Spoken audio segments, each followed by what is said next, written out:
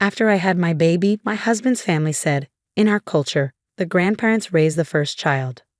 When I said no, his mother smiled and replied, then you're disrespecting our ancestors. My husband looked unsure, like he didn't know what to do. That night, I made a phone call. The next morning, they opened their mail and screamed when they saw what I had done. I had just given birth to my first child, a healthy baby boy. I was tired, in pain, and overwhelmed, but I was also the happiest I had ever been. My husband, Adam, was there with me, holding my hand. As I looked at our son, I truly believed we were about to start our new life together as a family. I didn't see what was coming. A few days later, Adam's parents flew in from out of state. His mother, Cecilia, had always been a little too involved in our lives. She could be bossy, passive-aggressive, and overbearing, but I thought that was just how some mothers-in-law acted. I believed I could handle her. I was wrong. At the hospital, they looked at my baby for the first time and then said something that made me freeze. In our culture, the grandparents raise the firstborn. I stared. What? Cecilia smiled like she was talking about the weather. It's tradition. The grandparents raise the first child. It's how our family has always done it. I laughed, unsure if she was joking, but then I looked at Adam, and he wasn't laughing. He looked nervous. I turned to him. You know about this? He shifted in his seat. I thought we'd talk about it later. Cecilia clapped her hands happily. There's nothing to talk about. We already started setting up a nursery at our house. They'll be so happy with us. My mouth went dry. You expect me to give you my baby? Cecilia's smile grew even wider.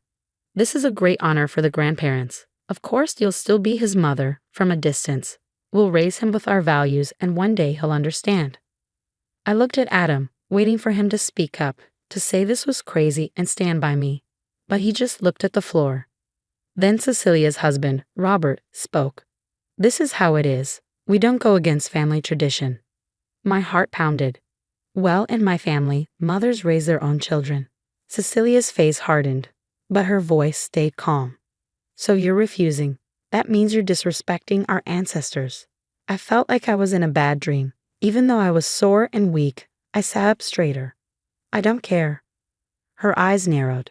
You need to think carefully. Adam respects our heritage. He knows what's right. Adam still wouldn't look at me. My hands tightened into fists. I looked straight at him. Do you want to give our baby to them? His jaw tensed. I don't want to, but... No, I interrupted. No buts. Either you're with me or you're with them. Cecilia gasped. You're making him choose between us and you? I looked her in the eye. I am his family, and this, I pointed at our sleeping son, is his family. Silence. Then Cecilia gave a soft laugh.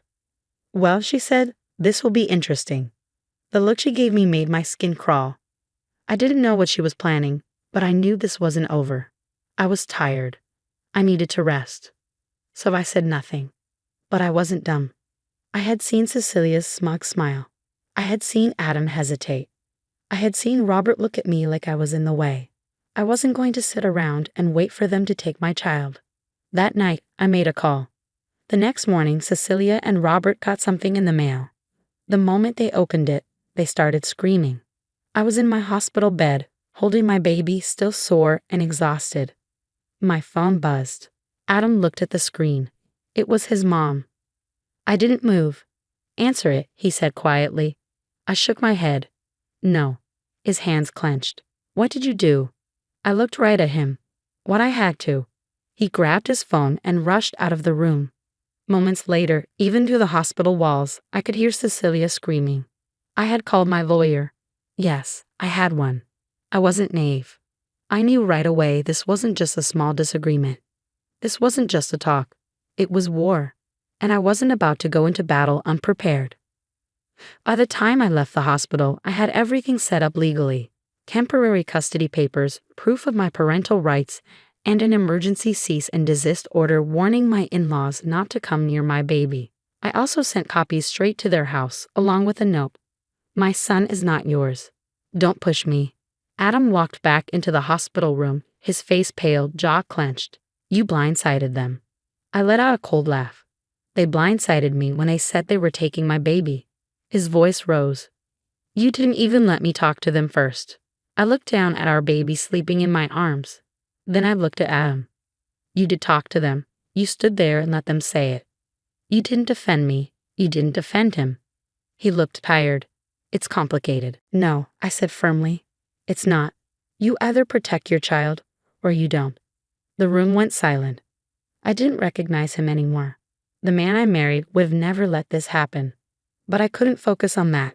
I had a newborn to protect. We went home the next day. I locked every door, checked all the windows, twice. Maybe I was being too careful. I didn't care. Then, 2 days later, Cecilia showed up. She was at our front door, Robert next to her. This time she wasn't smiling. I just want to talk, she said sweetly. As a family. I crossed my arms and stood in the doorway. We have nothing to talk about. She let out a big sigh. You're acting like we tried to kidnap him. I blinked. You literally said you were taking my baby. Robert frowned. It's okay. My stomach turned. Get off my property. Cecilia's smile faded. Adam, she said, turning to him. Her voice turned sugary. You're going to let her talk to us like this? Adam shifted uncomfortably. Maybe we should just hear them out. I cut him off. They think they have a claim to our son. You really want to hear more of that? Cecilia's face hardened. You can fight this, she said, but you won't win. I lifted my chin. We'll see. She forced a smile. We'll be back. I slammed the door in her face. That night, I couldn't sleep. Every sound outside made me jump. Every shadow made my heart race. I held my baby close. Adam sat up in bed. You need to make peace with them, he said. I turned to him slowly. What did you say? They're not going to stop, he said, rubbing his face. They're serious about this. So am I, he sighed. They're doing what they think is right. I stared at him shocked. You agree with them? I'm saying it's their tradition, he said quietly, and we knew that when we got married. I couldn't breathe. So you think I should just give them our baby?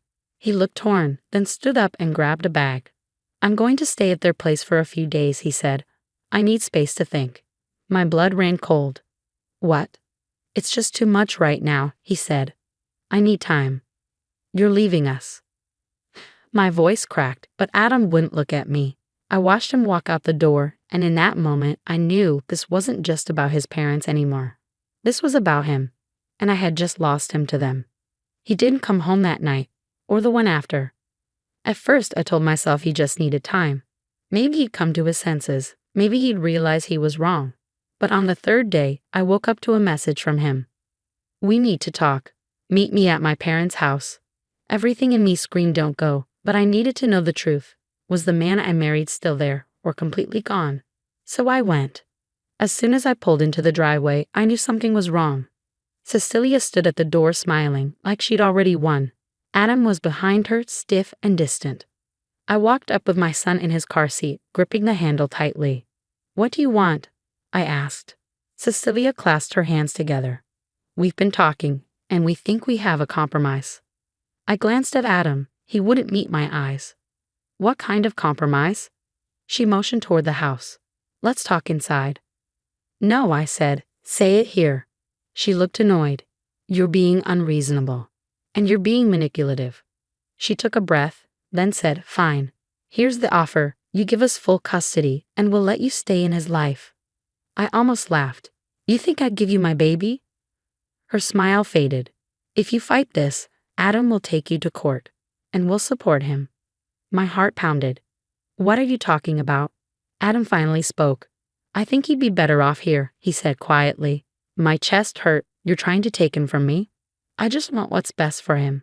Cecilia jumped in. With our lawyers and connections, we will win, she said. But we're giving you a chance. Agree now, and you'll still be able to see him, holidays, special occasions. You mean supervised visits with my baby. She smiled again. It's better than nothing. I tightened my grip on the car seat. If you try to take him from me, I will fight you. Cecilia didn't flinch. We'll see. I didn't go home. Adam had a key. He knew the alarm codes. He could walk in any time. If his parents were backing him, I didn't know what they'd try next. So I drove straight to my lawyer's office. I told her everything, the threats, the custody deal, how Adam had turned on me. She listened closely, then said, "You need to leave." "What?" "If they file first, they could say you're unstable, that you're keeping the baby from his father, or even kidnapping him." "But he's my baby. He's both of yours, legally," she said. "You need to file for emergency custody first, and fast." I nodded. "Okay." That night, I packed a bag, grabbed my son, and left. I didn't know where to go. My family lived far away, and I didn't trust anyone nearby. So I drove for hours, stopping only when I couldn't stay awake. I found a cheap motel, carried my baby inside, and locked the door. I pushed a chair against it and collapsed onto the bed, too scared to sleep. The next morning, I called my lawyer. "I need to file for emergency custody." "Good," she said. "But there's a problem." "What is it?" She hesitated. "Adam filed first." My stomach dropped. "What?" "They're saying you're unstable, that you ran off with the baby, that you won't let Adam see him." I felt sick. "They threatened me." "They have money and influence," she said. "Courts often favor shared custody, if we're lucky. And if we're not, they might say you're unfit, that you kidnapped your own child." My blood turned to ice. Adam was painting me as the threat. Me, the one who had been trying to protect our baby. My lawyer leaned in. "We have to act fast. We'll file a counterpetition for full custody. Do you have any proof of their threats?" I shook my head.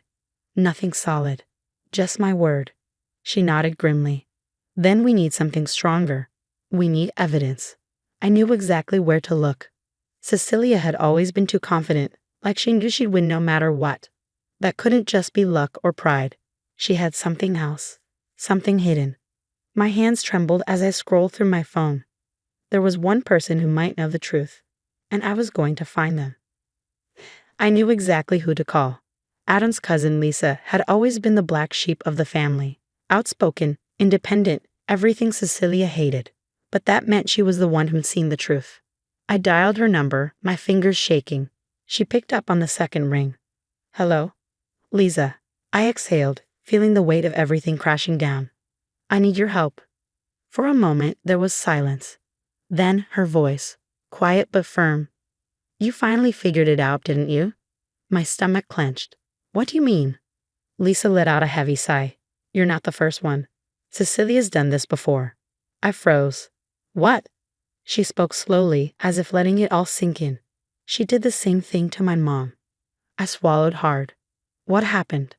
Lisa's voice wavered slightly. "She took my older brother away. My mom fought for years, but Cecilia had money, lawyers, connections. She won." I clenched my fists, trying to keep my anger under control. Lisa lowered her voice, almost a whisper. "She's going to bury you in legal fees, drain you emotionally, make you look like the unstable one." I felt sick, helpless. How do I stop her? There was a long pause, then Lisa said, "I have something. Something you can use." Minutes later, my phone buzzed. A recording from Lisa. I hit play and Cecilia's voice filled the room, full of smug confidence. "You think the courts care about the truth? Please, it's all about who has the better lawyer, the right connections. You buy the truth. And that idiot girl never stood a chance." My hands shook with fury as I listened. She admitted it. She stole a child. I wasted no time. I sent the recording straight to my lawyer. Her call came in less than 5 minutes. "This changes everything." I didn't wait for the court date. I drove straight to Cecilia's house. Adam was there, along with Robert. They sat in their pristine, expensive living room, the smugness radiating from their faces. I walked in, my phone clutched tightly in my hand. Cecilia barely looked up, finally coming to your senses. I held up my phone. "Actually, I came to deliver something." I hit play. Cecilia's voice filled the room, cold and calculating. "You think the courts care about the truth? Please, it's all about who has the better lawyer, the right connections. You buy the truth. And that idiot girl never stood a chance." Her face drained of color. Robert shot to his feet. "What the hell is this?" I looked at him, unflinching. "A recording of your wife admitting she stole a child." I turned to Adam, who was staring at me, his face pale, eyes darting between me and his mother. This is taken out of context," Cecilia stammered. I laughed bitterly. Let's ask a judge about that." Adam's voice was hoarse. "Mom, tell me this isn't true." Cecilia opened her mouth, then she closed it. That was all Adam needed. His face crumbled as the realization hit. You lied to me, he whispered, his voice barely audible. Cecilia's face twisted with anger. I did what was best for our family. No, Adam said, his voice shaking with the weight of everything. You did what was best for you. He turned to me, regret pouring from his eyes. I was wrong. I crossed my arms. You were. His words faltered. Can we fix this? I stared at him for what felt like an eternity. My heart ached, but my resolve was stronger. No. The court case was brutal. Cecilia fought with everything she had. Manipulation, lies, the works. But the recording was damning. My lawyer ripped her apart piece by piece. In the end, I won. Full custody. Cecilia was barred from seeing my son, and Adam, well, Adam got supervised visitation. Barely. He tried to apologize, begged for another chance. But I had spent too much of my life waiting for him to stand up for me. I wasn't going to waste any more time. A few weeks later, Lisa called. I don't know how you did it, she said, awe in her voice. But you beat her. I looked down at my son, sleeping peacefully in my arms. This was what I fought for, and it was worth every battle. The text message glowed on my phone screen like a venomous snake. Surprise party for Iris tonight at the Grand. Everyone's invited, don't tell her. I wasn't meant to see it. Laura, my sister's best friend, had accidentally included me in the group message. Within seconds, a flurry of panicked texts followed, begging me to ignore the previous message. But the damage was done. I sat in my office at Apex Industries, staring at the corporate skyline through floor-to-ceiling windows. Marketing reports lay scattered across my desk, forgotten. My fingers trembled as I scrolled through the message thread before everyone hastily removed me. Should we cancel? Someone had asked. Too late now, Sophie had replied. Everything's already arranged. She'll find out eventually, Jonathan had written. Jonathan, my ex-husband, the man who'd shared my bed for 8 years before I caught him with my sister. And now they were throwing a party. The pieces clicked together with sickening clarity. I grabbed my phone and called Ethan. They're announcing their engagement, I said when he picked up. Tonight. Jesus Christ. His voice carried the weight of shared history. How did you find out? Laura screwed up, included me in the group text. What are you going to do? I watched my reflection in the window. Tailored suit, perfectly styled hair, carefully applied makeup hiding the shadows under my eyes. I'm going to crash their party. Iris, don't they want to humiliate me? Make me look like the bitter ex-wife who couldn't handle their true love? Fine. Let's see how they handle me showing up. At least let me come with you. No. I straightened my spine. I need to do this alone. The Grand lived up to its name. Crystal chandeliers, marble floors, gilt-edged mirrors reflecting the city's elite in their evening finest. I arrived fashionably late, wearing a red dress that had once been Jonathan's favorite. The maitre d' tried to stop me, but I brushed past him with the confidence of someone who belonged. The private dining room fell silent as I pushed open the double doors. 50 faces turned toward me, expressions ranging from horror to pity to barely concealed glee. Sophie stood at the front of the room in a white dress, Jonathan's arm around her waist. My mother Margaret sat at the head table, her face a mask of careful neutrality. Iris, Sophie's voice cracked. What are you? Don't stop on my account. I grabbed a champagne flute from a passing waiter. Please continue. I believe you were about to make an announcement. Jonathan stepped forward, his CEO mask firmly in place. You shouldn't be here. Why not? It's a family celebration, isn't it? I raised my glass. To my dear sister and my ex-husband, may you both get exactly what you deserve. You're making a scene, Margaret hissed. Am I? I thought that's what we were all here for. I turned to address the crowd. Did they tell you how they got together? How they spent months sneaking around while I worked late, building the marketing department that made Apex what it is today? That's enough. Jonathan grabbed my arm. I jerked away from him. Don't touch me. You lost that right when you decided my sister was a better fit for your image. Sophie started crying, right on cue. Always the victim, never the villain. Iris, please. We never meant to hurt you. Save it. I downed my champagne and set the glass down with deliberate care. Congratulations on your engagement. I hope you're both very happy together. I walked out with my head high, ignoring the whispers that followed me. In the elevator, I finally let my hands shake. My phone buzzed, Ethan asking if I was okay. I wasn't, but I would be, because now I had a purpose. Jonathan and Sophie thought they'd won, that I'd play the role of the scorned woman and fade into the background. They had no idea what I was capable of. They were about to find out. 3 days after crashing their engagement party, I sat across from my mother at her favorite bistro, watching her methodically stir sugar into her coffee. The clink of her spoon against fine china matched the pounding in my head. "You're making this harder than it needs to be," Margaret said, setting the spoon down with surgical precision. "Sophie and Jonathan are getting married. The sooner you accept that, the better." "Like you accepted it when they were sneaking around behind my back?" Her lips tightened. "I suspected something was wrong in your marriage long before that. And you didn't think to warn me? Would you have listened?" She dabbed her mouth with a napkin. "You were so focused on your career, on being the perfect corporate wife. Jonathan needed someone who could— Don't."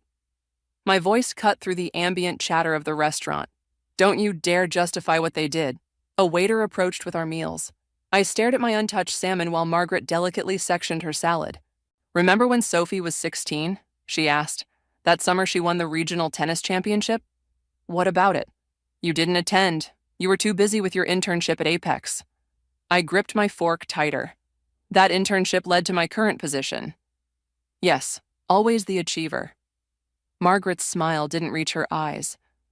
"While Sophie watched from the sidelines, cheering for your success, supporting you, until she finally decided to take something for herself."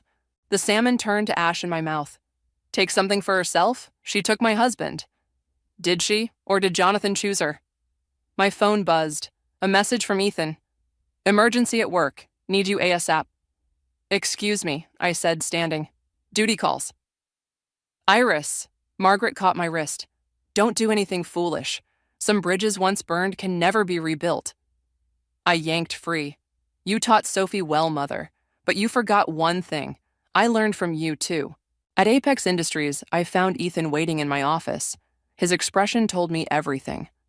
"Jonathan's calling an emergency board meeting," he said. "He's restructuring the marketing department. He can't touch me. My contract— He's creating a new position, Chief Marketing Officer. Sophie's being considered for it." The world tilted sideways. Sophie, with her basic business degree and 3 years of middling experience, positioned above me in the corporate hierarchy. My sister, who'd already taken my husband, now reaching for my professional legacy, too. "How did you find out?" "Laura." Ethan's smile was grim. "She's feeling guilty about the engagement party text. Started drinking at lunch, got chatty with the wrong person." I walked to the window, pressing my palm against the cool glass. 8 years I'd spent building Apex's marketing department from nothing. 8 years of missed family events, of late nights and sacrificed weekends. All while Sophie played the carefree social butterfly, apparently laying groundwork I hadn't seen. "The board meeting's tomorrow," Ethan continued. 9 a.m. "Who else knows?" "Just the executive team and a few key stakeholders. They're keeping it quiet until the announcement." I turned back to him. "Remember that file I asked you to keep safe? The one about Jonathan's creative accounting for the Asian expansion?" "Iris, that's nuclear. If it gets out, he's declaring war, fine. But he's forgotten who taught him how to fight." My phone buzzed again. Sophie this time. "Can we talk, please? I need to explain." I showed Ethan the message. "Perfect timing." "What are you thinking?" "I'm thinking my dear sister might be interested in some insider trading information. The kind that could tank a company's stock right before a major restructuring announcement." "And if she takes the bait?" I smiled, remembering Margaret's words about burned bridges. "Then I'll give her exactly what she wants. One last chance to take something from me." Ethan shook his head. "You're playing a dangerous game." "No," I replied, typing a response to Sophie. "I'm playing their game. They just don't know the rules have changed." I watched the city lights flicker on as dusk settled over the skyline. Tomorrow, the real war would begin. Jonathan thought he could push me aside. Sophie thought she could step into my shoes. And Margaret thought she could manipulate us all from the shadows. They were about to learn exactly how wrong they were. The board meeting was a masterpiece of corporate theater. I sat 3 seats down from Jonathan, watching him present Sophie's promotion with practiced sincerity. Her qualifications scrolled across the projection screen, while board members nodded along, their faces masks of polite interest. I kept my expression neutral, even as bile rose in my throat. 8 years of work, and he was handing my department to his mistress-turned-fiancé. "Any questions?" Jonathan asked, his eyes sliding past me. "Just one." I tapped my tablet. "Could you explain these discrepancies in the Asian expansion budget?" The room temperature dropped 10 degrees. Jonathan's smile flickered. "What discrepancies?" "These unusual transfers." I forwarded the documents to everyone's screens. $5 million moved through shell companies in Singapore, another $3 million in Manila, all authorized under your personal codes. Whispers rippled through the room. Jonathan's jaw tightened. "Those transactions were properly vetted by whom?" I interrupted. "Because I have emails suggesting otherwise." The board chairman leaned forward. "Mr. Walker, perhaps we should table the CMO discussion and address these concerns first." "These allegations are baseless," Jonathan said, "and inappropriate for this meeting." "Like sleeping with your marketing manager's sister while embezzling company funds?" Dead silence. Jonathan's face went white, then red. "That's enough." "I agree." I stood, smoothing my skirt. "I think the board has enough to consider. Shall we reconvene once you've reviewed the documentation?" I walked out before anyone could respond, my heels clicking against marble floors. In the elevator, my phone exploded with messages. I ignored them all except one from Ethan. "Sophie's waiting in your office." Perfect. She was pacing when I arrived, her designer dress a splash of coral against my monochrome decor. "What have you done?" Presented relevant information to the board. I closed the door. "Isn't that what good executives do?" "You're trying to destroy him." "No, Sophie. He destroyed himself. You just helped him do it." She grabbed my arm. "This isn't about the company. This is about us." "Us?" I jerked away. "There hasn't been an us since you decided my husband would look better in your bed." "It wasn't like that." Tears welled in her eyes. "We never meant to get caught, to hurt me. Save it for someone who still believes your act. Mother was right about you." Her voice hardened. "You never could stand seeing anyone else succeed." I laughed. "Is that what she told you? That I was the jealous one?" "She told me everything. How you always had to be first, be best. How you never had time for family because you were too busy climbing the corporate ladder." "And did she tell you about Dad?" Sophie blinked. "What about him?" "Ask her why he really left. Ask her about the affair she had with his business partner. Ask her why we suddenly moved across the country when I was 12 and you were 7. "You're lying." "Am I? Think about it, Sophie. Where do you think I learned to spot a cheater?" The color drained from her face. Before she could respond, my phone buzzed, the board chairman requesting my immediate return. "Excuse me," I said. "Duty calls." "Iris, wait." Sophie's voice cracked. "Jonathan, he has something on you too. Something from when you first started at Apex." I paused at the door. "Let me guess. The Davidson account? How did you—" "Because I fabricated it." I smiled. Every document, every email, every transaction. I knew he'd try to use it against me someday. But those records lead straight back to his personal accounts. Funny how that works. "You set him up all this time?" "No, Sophie. I just made sure I had insurance. The rest? That was all him. And you." I left her standing there, her perfect world crumbling around her. In the elevator, I checked my reflection. Not a hair out of place, not a crack in my armor. But my hands were shaking. Because Sophie was right about one thing. This wasn't about the company. This was about family, about trust, about the lessons our mother taught us without ever saying a word. And I was finally ready to teach them all exactly what I'd learned. The board's investigation moved quickly. Within a week, Jonathan was placed on administrative leave, and whispers of criminal charges filled Apex's corridors. I should have felt triumphant. Instead, I felt hollow as I watched security escort him from the building. Laura cornered me in the parking garage that evening. "You have to stop this." "Interesting." I clicked my car keys without looking at her. "I didn't realize my sister's best friend had authority over corporate investigations." "Sophie's pregnant." The keys slipped from my fingers, clattering on concrete. Laura's words hung in the air between us, heavy as lead. "She found out last week." Laura's voice cracked. "She hasn't told Jonathan yet. with everything happening.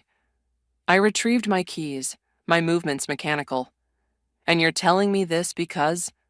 Because she's terrified. The stress, the scandal, it's not good for the baby, for your niece or nephew. A child, my sister's child, Jonathan's child, the future I'd once dreamed of, now growing inside the woman who'd betrayed me. Tell Sophie to take care of herself. I got into my car. That's all I can offer. At home, I found Ethan waiting with takeout and concern. You look like hell. Sophie's pregnant. He set down his chopsticks. Jesus, are you sure? Laura ambushed me, trying to use it as leverage to stop the investigation. Will you? I poured myself a generous glass of wine. Why should I? They didn't stop their affair when they knew it would destroy me. This is different. It's an innocent, don't. The wine glass shook in my hand. Just don't. My phone buzzed. Margaret. I ignored it. It buzzed again and again. Finally, I answered. What? I need you to come over. Her voice was strange, tight. Now. I'm busy. It's about your father. 20 minutes later, I stood in my mother's study, staring at an old leather briefcase I'd never seen before. He left this with his lawyer, Margaret said, to be opened if certain conditions were met. What conditions? If both my daughters were ever at war with each other. She pulled out a stack of documents. He knew Iris, about me, about his partner. He knew everything.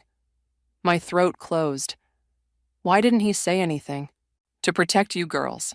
He thought if he left quietly, took the blame, you wouldn't have to know how badly I'd failed you both. She spread the papers across her desk. Bank statements, photos, letters, evidence of a decades-old betrayal that mirrored my own situation with painful clarity. Your father's partner didn't just steal his wife, Margaret said quietly. He stole his company, his reputation, everything he'd built. Sound familiar? I picked up a photo. My father, younger than I remembered, standing proudly in front of his office building, the same building where Apex Industries now stood. Jonathan's father, I whispered. That's who you had the affair with? Margaret nodded. History has a way of repeating itself, but you're not your father, Iris, and Sophie, she's not me. Why tell me this now? Because you need to decide what kind of story you're writing. A tragedy of revenge, like your father's, or something different.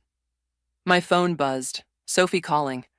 I stared at her name on the screen, thinking of the child she carried, thinking of patterns repeating across generations. The investigation, I said. It won't just hurt Jonathan. It'll destroy the company, hundreds of jobs. Everything Dad built, gone again. Yes. Margaret touched my arm. But this time, you get to choose how the story ends. I answered Sophie's call. Her breath caught when she heard my voice. Iris, I need to tell you something. I know about the baby. Silence stretched between us, filled with unspoken words and shared history. Come over, I said finally. We need to talk about Dad. Dad? What about him? I looked at Margaret, at the evidence of old wounds and repeated mistakes spread across her desk. About how we're going to break this cycle, I said. All of us. The board meeting room felt like a tomb. Jonathan sat across from me, his lawyer hovering nearby, while Sophie waited outside.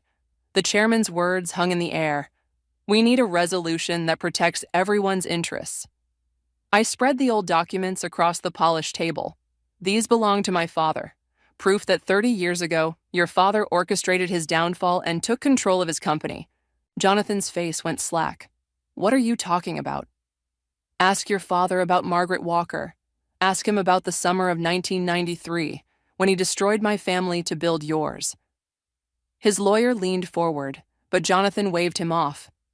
This is ancient history. It has nothing to do with... It has everything to do with this. I pushed forward a photo, his father and my mother, caught in an intimate moment. History repeating itself. Like father, like son. The boardroom door opened. Sophie stood there, one hand protectively over her stomach. The gesture wasn't lost on Jonathan. You're pregnant? His voice cracked. I watched his world shift, just as mine had. The lawyer started gathering papers, muttering about postponing, but I raised my hand. We're not done. I turned to the chairman. I have a proposal. Later in my office, Ethan paced while I stared out the window. You're letting them off the hook? I'm choosing a different ending. They betrayed you. They deserve… what? To lose everything, like my father did? I pressed my forehead against the cool glass. There's a child involved now, my niece or nephew. And that makes it okay? No, but it makes it different. My phone buzzed. Margaret calling again. I ignored it. The terms are fair, I continued. Jonathan steps down quietly. No criminal charges. The company survives. Sophie keeps her inheritance but stays away from Apex. Everyone loses something, but not everything. And what do you get? Control of the marketing division, a seat on the board, and… I hesitated. Peace, maybe. The door opened. Sophie stood there, tears streaming down her face. Is it true? About Mom and Jonathan's father? Ask her yourself. She's been trying to reach you all day. I can't face her. Not yet. She took a shaky step forward. Why didn't you use those documents to destroy us completely? You could have. Because I'm tired of being part of this pattern. I turned to face her fully. But understand something. This isn't forgiveness. This is me choosing not to become what destroyed our family in the first place. The baby will know their aunt, will know their family history, will hopefully do better than all of us. Ethan quietly left, closing the door behind him. Sophie sank into a chair, looking smaller than I'd ever seen her. Jonathan's father is flying in tonight, she whispered. He wants to handle the situation. Let him come. Those documents aren't the only insurance I have. What will you do? Nothing, as long as everyone honors the agreement. I sat behind my desk. But if anyone tries to change the terms, everything comes out, all of it, past and present. You've thought of everything. I had to. It's the only way to break the cycle. My phone buzzed again. Margaret. This time, I answered on speaker. They're all coming for dinner tonight, she said without preamble. Both families. We need to talk about damage control. No. Sophie's voice shook. No more secrets. No more damage control. Girls, we'll be there, I interrupted. But not to hide things, to end this. All of it. I hung up before she could respond. Sophie stood unsteady. I don't know how to do this, she admitted. How to face everyone knowing what we know. Together, I said, surprising myself. We do it together. She reached for my hand.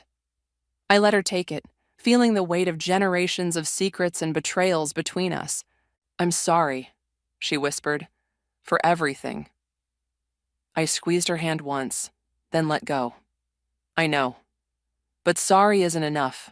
We have to be better. For the next generation. Outside my office window, the sun was setting over the city our father had once ruled. Tonight we would face both families, armed with truth instead of vengeance. It wasn't the revenge I'd planned, but maybe it was the justice we all needed. Margaret's dining room felt like a war zone. Jonathan's father, Richard, sat at one end of the table, his presence as suffocating as I remembered from childhood. My mother perched at the other end, her fingers wrapped too tightly around her wine glass. This is blackmail, Richard said, tossing my father's documents onto the table. Ancient history dredged up to manipulate the situation. Like father, like son, I replied. Manipulation seems to run in the family. Sophie sat between us, pale and silent. Jonathan hadn't shown up, probably on his lawyer's advice. Smart move. We can make this go away, Richard continued. Name your price. It's not about money. I looked at my mother. Tell him. Tell everyone what really happened. Margaret's hand trembled. Richard, please. Quiet. His voice cut like a blade. This doesn't concern you anymore. Actually, it does. I pulled out my phone, pressed play. Margaret's voice filled the room, confessing everything. The affair, the corporate takeover, my father's exile. I'd recorded our earlier conversation without her knowledge. One last betrayal in a family built on them. Richard's face turned purple. You manipulative little… I learned from the best. I forwarded the recording to everyone's phones. Check your messages. Everyone has a copy now. Insurance, you might say. Sophie suddenly bolted from the table, running for the bathroom. The sound of retching echoed down the hall. Your own sister, Richard sneered. You destroy her too. You don't get to play that card. I stood. Not after what your son did. What I did? Richard laughed. I saved this family's legacy. Your father was weak, running his company into the ground. Margaret knew it. That's why she chose me. Richard! Margaret's glass shattered in her grip, red wine spreading like blood across white linen. Tell them, Margaret. Tell your daughters how you begged me to take over, to save you from his failures. I looked at my mother, seeing her clearly for the first time. Is that true? I was trying to protect us. Tears streaked her makeup. Your father, he was going to lose everything. Richard offered a way out. By stealing his company, by driving him away from his children, by ensuring you girls had a future. She stood swaying. Everything I did was for you. Sophie returned, ghostly pale. Mom, stop, please. No. Margaret grabbed another wine bottle. You want the truth? Here it is. I chose power over love. I chose security over loyalty. And I'd do it again. The room spun. All these years, I'd blamed Richard, blamed Jonathan, even blamed Sophie. But our mother had orchestrated it all. That's why you pushed me toward Jonathan, I whispered. Why you encouraged Sophie to work at Apex. You were securing your investment. I was securing your futures. By repeating your mistakes through us? Sophie's voice cracked. By watching us destroy each other? Richard stood. This ends now. Tomorrow, I'm calling an emergency board meeting. Iris, you're fired. Sophie, your shares will be bought out. This company stays in my family. Your family? I laughed, the sound brittle. Check your phone again, Richard. The last file I sent? Proof that you embezzled millions during the takeover. My father's signature? Forged by you on multiple documents. His face went slack. You're bluffing. Try me. Tomorrow those files go to the SEC, unless what? Unless you sign everything over? To me, all of it. Sophie gasped. Richard lunged across the table, but I stepped back, calm. Your choice, I said. Your empire or your freedom.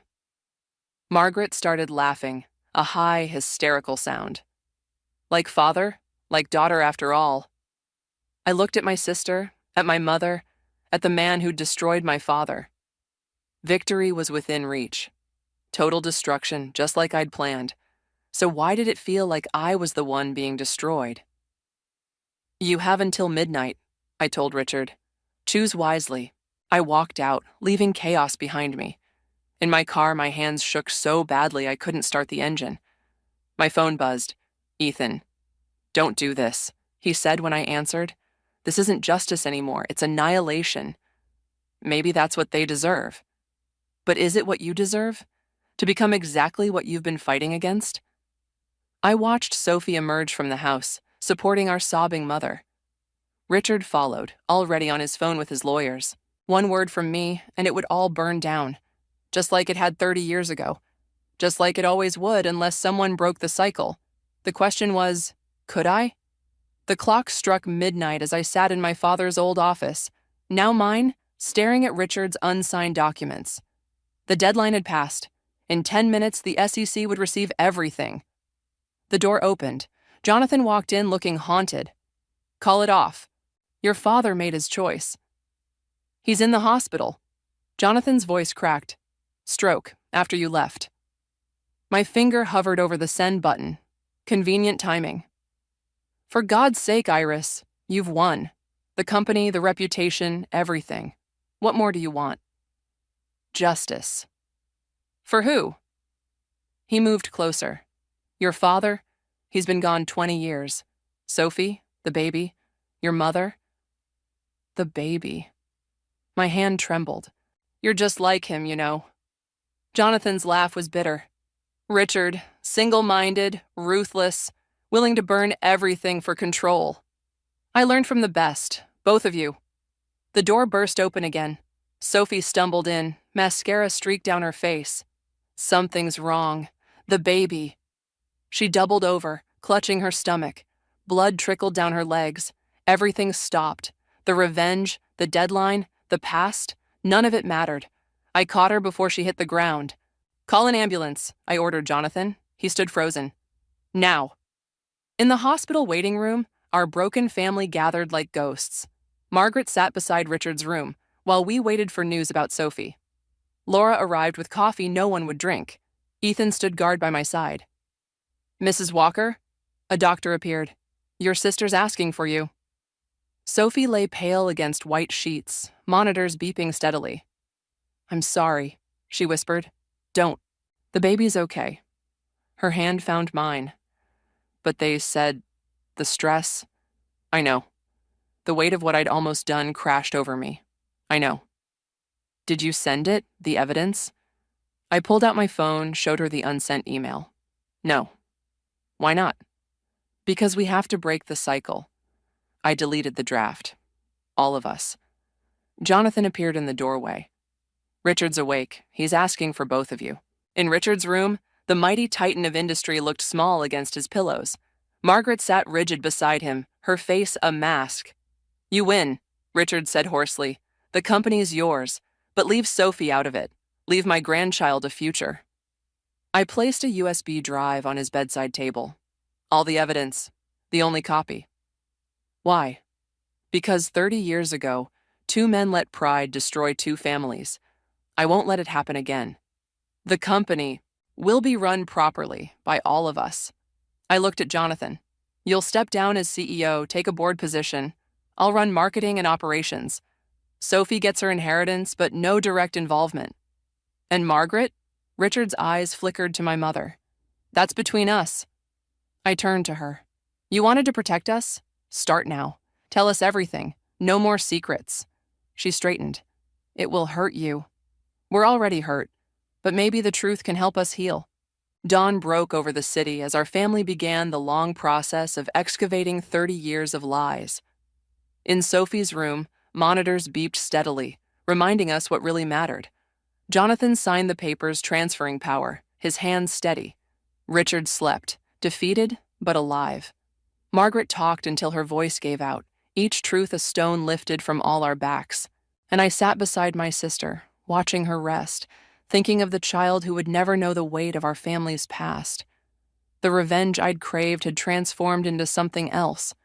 Not forgiveness, exactly, but understanding. The kind that comes from seeing your own reflection in your enemy's eyes. What happens now? Sophie asked sleepily. I touched her stomach gently, feeling the future move beneath my hand. We rebuild, differently this time. Together?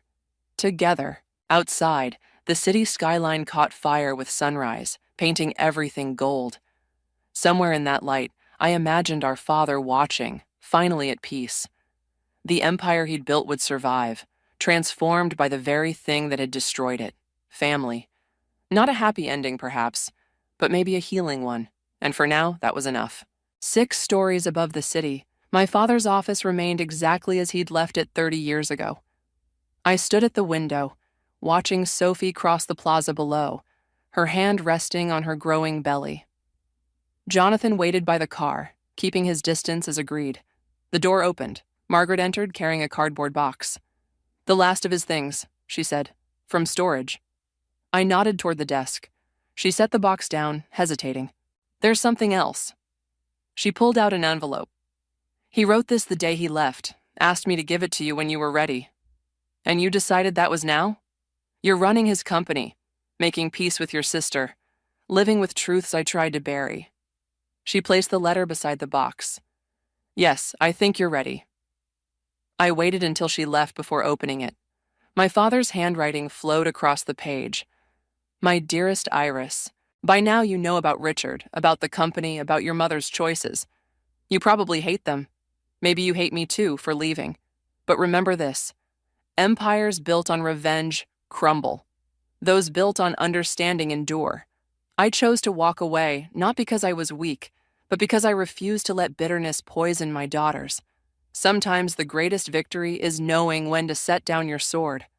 Love, Dad. The intercom buzzed. Ethan's voice. Board's ready. In the conference room, familiar faces lined both sides of the table. Jonathan sat near the end, Richard's empty chair between us. Sophie attended as a silent observer, her inheritance secure but separate from operations. I placed my father's letter on the table. 30 years ago, this company was stolen through betrayal and manipulation. Today, we're returning it to its original mission. I met each gaze. Transparency, innovation, family. And the past? Jonathan asked quietly. Stays in the past. We all have too much to lose now. The vote was unanimous. As people filed out, Sophie lingered. I found Mom crying in Dad's old files yesterday, she said. She kept apologizing to his picture. Some wounds don't heal. They just become part of who we are. Like us? I touched her shoulder. We're still writing our story. Later, clearing out my father's office, I found one last surprise. A photo behind his desk drawer. My father and Richard, young and smiling, arms around each other's shoulders. On the back, his writing, "Remember who we were before ambition poisoned everything." My phone buzzed. Margaret asking about dinner. Another text from Sophie about nursery colors. A message from Jonathan about tomorrow's meetings. I placed the photo in my desk, a reminder. Then I called Ethan. You were right, I said when he answered, about revenge not being the answer. No, he replied. I was right about you being strong enough to find a better one. Through the window, sunset painted the city gold, just like that morning in the hospital. But now the light felt different. Not an ending or a beginning. Just a moment, heavy with possibility. I picked up my father's letter again, running my fingers over his words. The empire he'd built hadn't crumbled. It had transformed, shaped by the very forces that once threatened to destroy it. Love, betrayal, forgiveness, family. The intercom buzzed again. Miss Walker, your sister's here. I pressed the button. Send her up. In the fading light, I stood in my father's office, now mine, and waited for Sophie. There would be hard days ahead. Trust to rebuild. Wounds to heal. A new generation to protect from old mistakes. But for now, this was enough.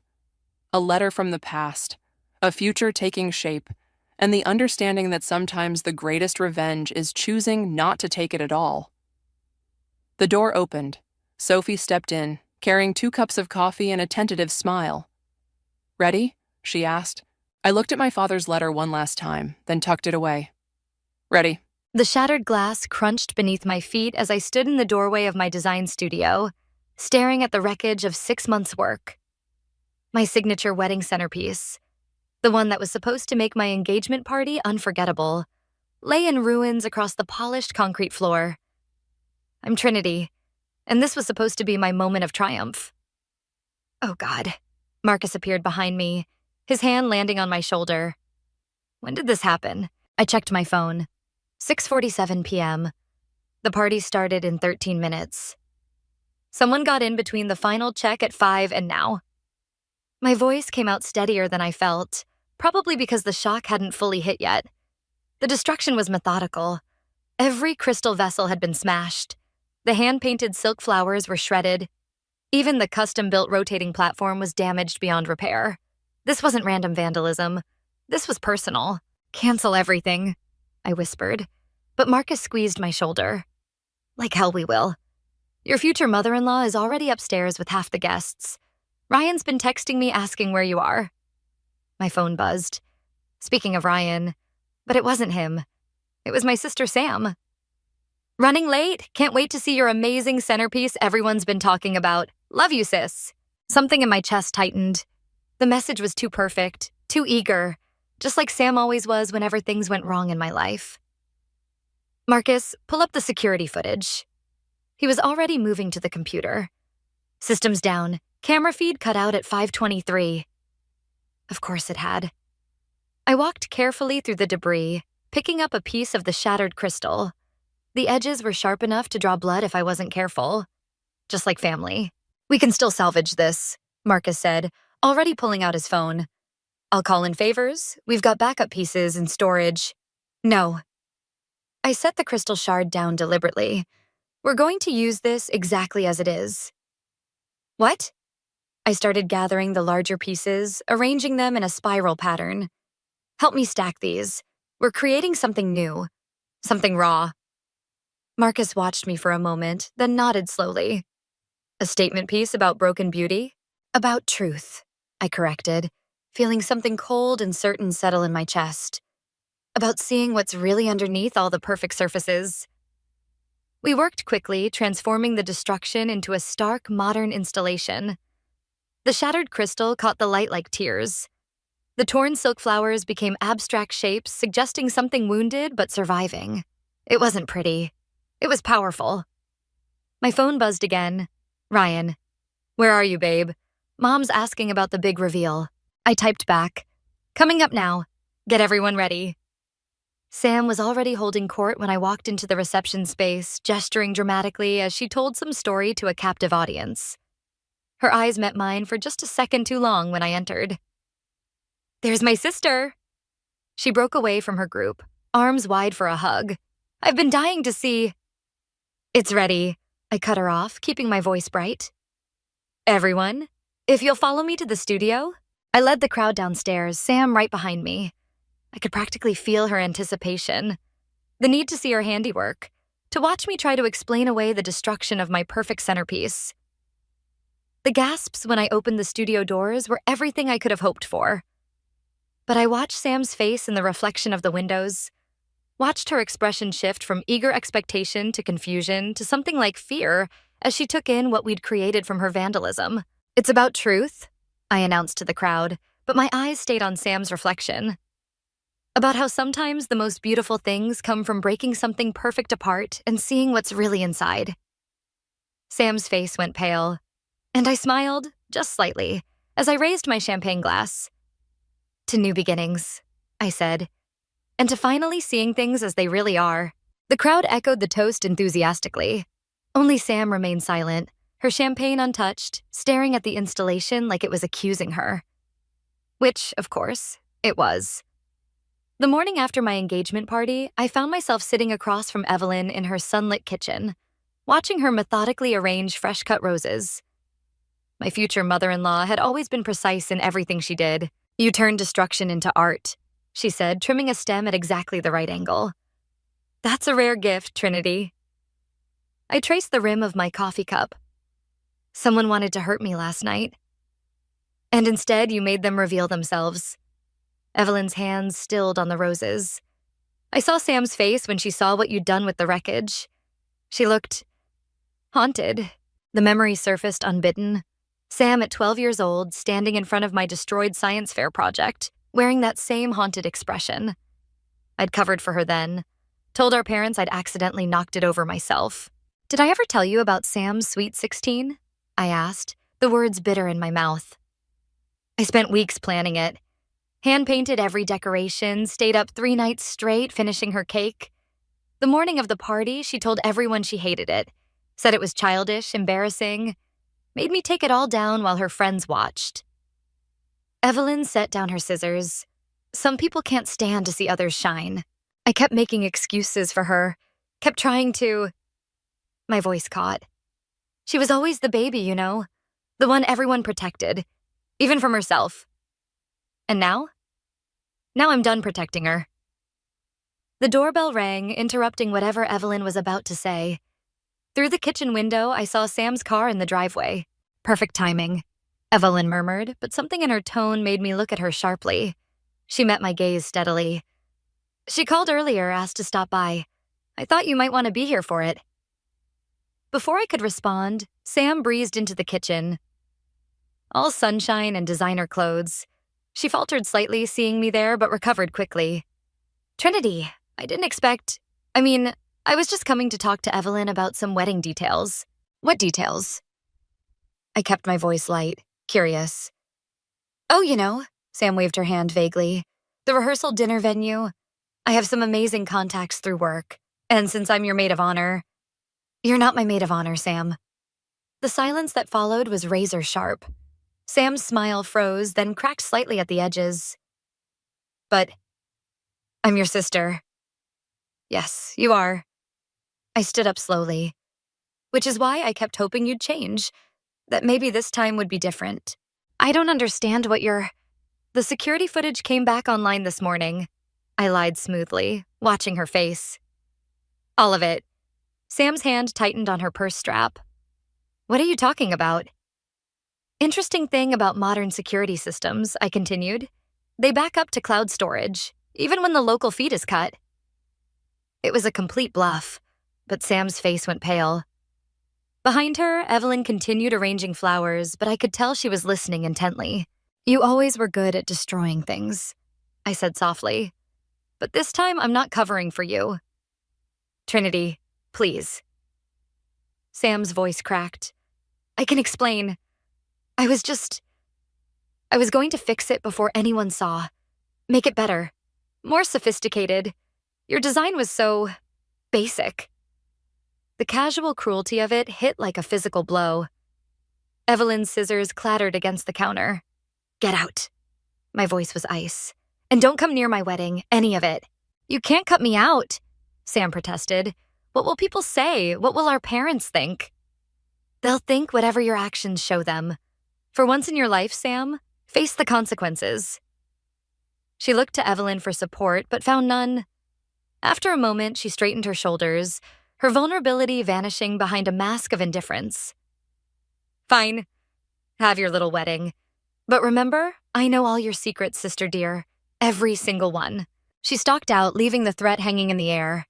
When her car engine faded, Evelyn spoke quietly. She's desperate now. That makes her dangerous. I picked up one of the roses, feeling its thorns press against my skin. Good. Let her show everyone who she really is. And who are you, Trinity, in all this? I thought about the shattered centerpiece, about years of making excuses, about the cold satisfaction I'd felt watching Sam's facade crack. I'm the one who's finally stopped pretending. The thorn broke skin, a single drop of blood welling up. I didn't wipe it away. Marcus dropped the security logs on my desk with a thud that matched my growing headache. You're not going to like this. I flipped through the access records for the past month. Sam's keycard had been used 17 times when I wasn't in the studio, each entry perfectly timed between client meetings. She didn't even try to hide it, I said, my fingers tightening on the papers. She wanted me to find this. There's more. Marcus pulled up something on his phone. Check your social media mentions. The first post was from Claire, one of my highest profile clients. Devastated to hear about the quality issues with Mitchell Designs. Expected better for my daughter's wedding. My stomach dropped as I scrolled through similar comments, each one perfectly crafted to seed doubt without making direct accusations, all from clients who had connections to Sam through her PR firm. She's trying to tank the business, Marcus said quietly. The phone on my desk rang. Ryan's name flashed on the screen. Hey, babe. Listen, my mom's acting weird about the wedding venue. Says Sam talked to her about some concerns. What concerns? The words came out sharper than I intended. Something about structural issues? Safety violations? I don't know, but she seemed pretty worried. Of course. The venue was my biggest project to date, a restored historical mansion I'd spent months preparing. Sam knew exactly where to hit. I'll handle it, I said, ending the call before Ryan could ask questions. Marcus watched me carefully. What are you thinking? I'm thinking about the Anderson file. His expression shifted. Trinity, no. That would destroy her career. Like she's trying to destroy mine? I pulled open my bottom drawer, removing a thick folder. She's not the only one who knows secrets. 2 years ago, Sam had buried a scandal at her firm, a major client's fraudulent charity event that she'd helped promote. I'd helped her hide the evidence, protect her reputation. The proof had sat in my drawer ever since, insurance I never thought I'd need. My phone buzzed with a text from Evelyn. We need to talk, now. 20 minutes later, I sat in Evelyn's living room, the Anderson file heavy in my bag. But before I could speak, she placed an old photograph on the coffee table. Do you recognize this? The image showed 2 young girls at a wedding. The older one was fixing the younger one's dress, while the younger one looked away, her expression dark with jealousy. That's not me and Sam, I said slowly. No. Evelyn's voice was tight. That's me and my sister, the one no one in the family talks about anymore. Understanding dawned. What happened? She destroyed my wedding. Not just the ceremony, everything. My reputation, my relationships, my career. So I retaliated. Used everything I knew against her.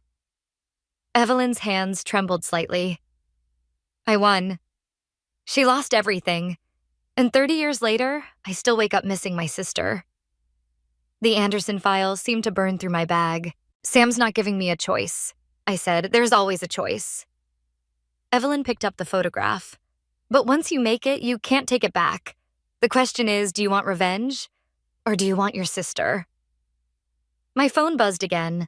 Another client cancellation. Another perfectly orchestrated hit from Sam. Maybe I want both, I said, pulling out the Anderson file. Maybe it's time Sam learned actions have consequences. Evelyn studied me for a long moment.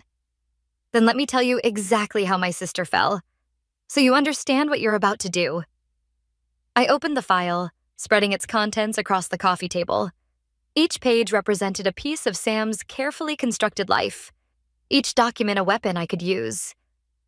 Tell me, I said. Behind us, the sun cast long shadows across the floor, stretching like fingers reaching for something just out of grasp. Like the space between sisters that grows wider with each chosen wound. I thought of Sam's face at my engagement party, that flash of fear when she saw what I'd created from her destruction. Maybe it was time to show her what else I could build from the ashes of her betrayal. Tell me everything, I repeated, and Evelyn began to speak, her words painting a future I couldn't take back once I chose it. The revenge would be perfect, and perfectly devastating, just like Sam had taught me to be.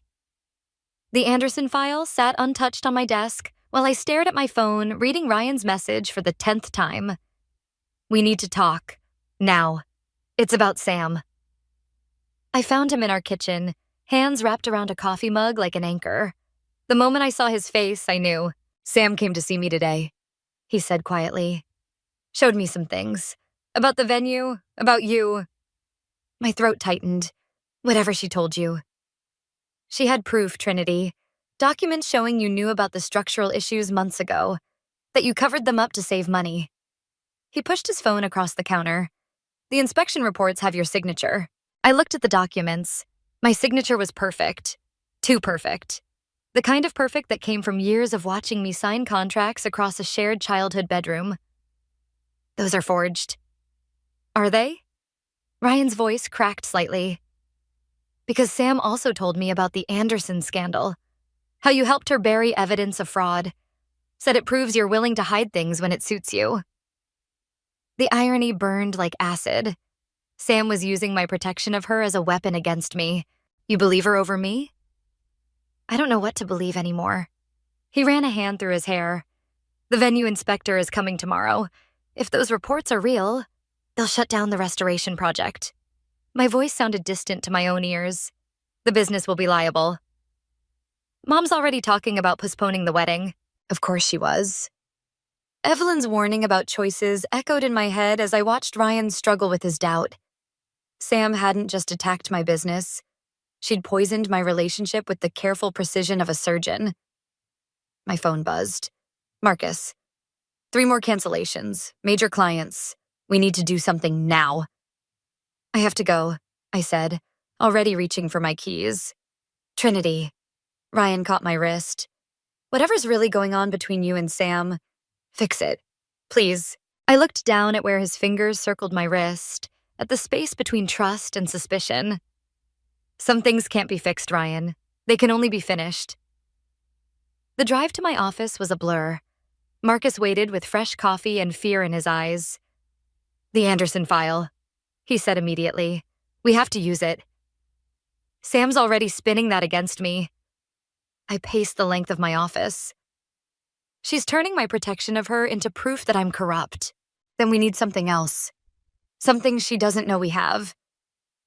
I stopped at the window, watching the city lights blur through unshed tears. She's going to be at the venue inspection tomorrow. Trinity.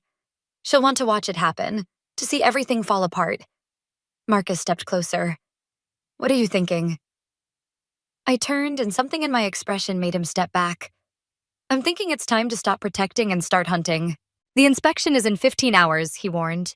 Then we have 14 hours to set a trap. I pulled out my phone, dialing Evelyn's number. You told me how your sister fell. Now tell me how you made sure she couldn't get back up.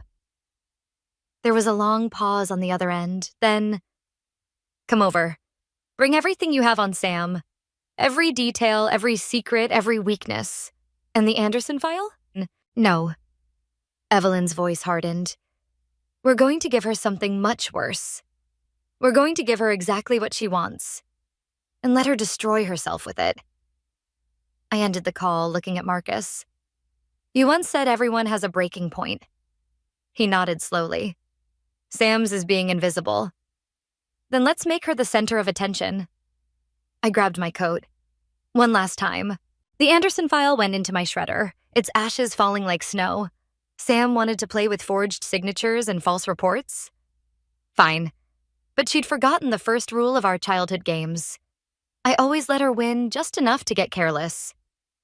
Tomorrow, that habit would finally serve a purpose. Because sometimes the deadliest trap isn't the one that stops you. It's the one that lets you run exactly where you wanted to go. Right off the edge you never saw coming. The venue inspection was scheduled for noon. I arrived at 11, watching Sam's silver Mercedes pull into the parking lot right on schedule. She'd always been predictable in her need to arrive first, to stake her claim on any situation. "Everything's ready," Marcus murmured beside me. "Evelyn's contact at the building commission is standing by." I nodded, watching Sam stride toward the entrance in her designer suit, tablet in hand. The forged documents that would destroy my business were probably pulled up, ready to present to the inspector. "Trinity," Marcus's voice held a warning. "Once we do this?" "I know." I straightened my jacket.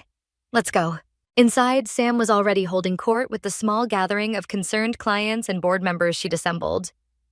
Her face lit up when she saw me. That perfect practice smile that had fooled our parents for years. "I'm so glad you could make it," she said, voice dripping concern. "Given the circumstances." "I wouldn't miss it." I moved closer, pitching my voice for her ears only. "Nice forgeries, by the way. You always did practice my signature in your diary." Her smile flickered just slightly. "I have no idea what you're talking about. I'm just here to ensure everyone's safety." "Of course you are." I checked my phone. "The inspector should be here any minute." Right on cue, the doors opened. But instead of the building inspector, Evelyn walked in, followed by a man in an expensive suit I recognized from Sam's firm. Sam's face went pale. "Mr. Richardson? What are you doing here?" "Investigating a concerning pattern," he said, his voice carrying across the lobby, "of fraudulent documents being created using company resources." I watched Sam's perfect facade crack. The building commission's actual inspection reports," Evelyn interrupted smoothly, passing out folders to the gathered crowd, "along with evidence of when and where the forgeries were created, including security footage from the PR firm's document room." Sam's tablet slipped from her fingers. I caught it before it hit the ground. "Careful," I said softly. "Wouldn't want to damage company property. Again." The crowd murmured as they reviewed the documents. Sam's breathing grew shallow as she watched her carefully orchestrated moment of triumph transform into something else entirely. "This is a mistake," she tried, but Richardson cut her off. "The only mistake was thinking you wouldn't get caught. The board is meeting this afternoon to discuss your termination." "You can't—" "Trinity, please." Sam grabbed my arm. "Tell them this isn't what it looks like." I looked at her hand on my arm, remembering all the times I'd covered for her, protected her, made excuses for the inexcusable. "It looks exactly like what it is," I said. "You trying to destroy someone else to make yourself feel bigger. I did it for us." The words burst out of her. "Everything was always about you. Your success, your perfect life, your fairy tale wedding. I just wanted—" "To ruin it all?" I pulled away from her grip. "Congratulations, you succeeded." "What do you mean?" "Ryan's postponing the wedding." The words tasted like ashes. "Your lies about me worked. He's not sure he can trust me anymore." Something like triumph flashed in Sam's eyes, quickly hidden behind false concern. "I was only trying to protect him." And there it was, the final proof I needed. She wasn't sorry about Ryan. She was glad. "Mr. Richardson," I said, not taking my eyes off Sam, "I believe I have some additional evidence you should see about the Anderson scandal." Sam's triumph turned to horror. You wouldn't. Why not? You already used it against me. Might as well let everyone see the whole truth. That would destroy everything. Yes, I agreed quietly. It would. The lobby had gone silent, watching our exchange. Sam's carefully crafted world was unraveling thread by thread, and everyone could see it. I'll fix things with Ryan, she whispered desperately. I'll tell him I lied. Just please.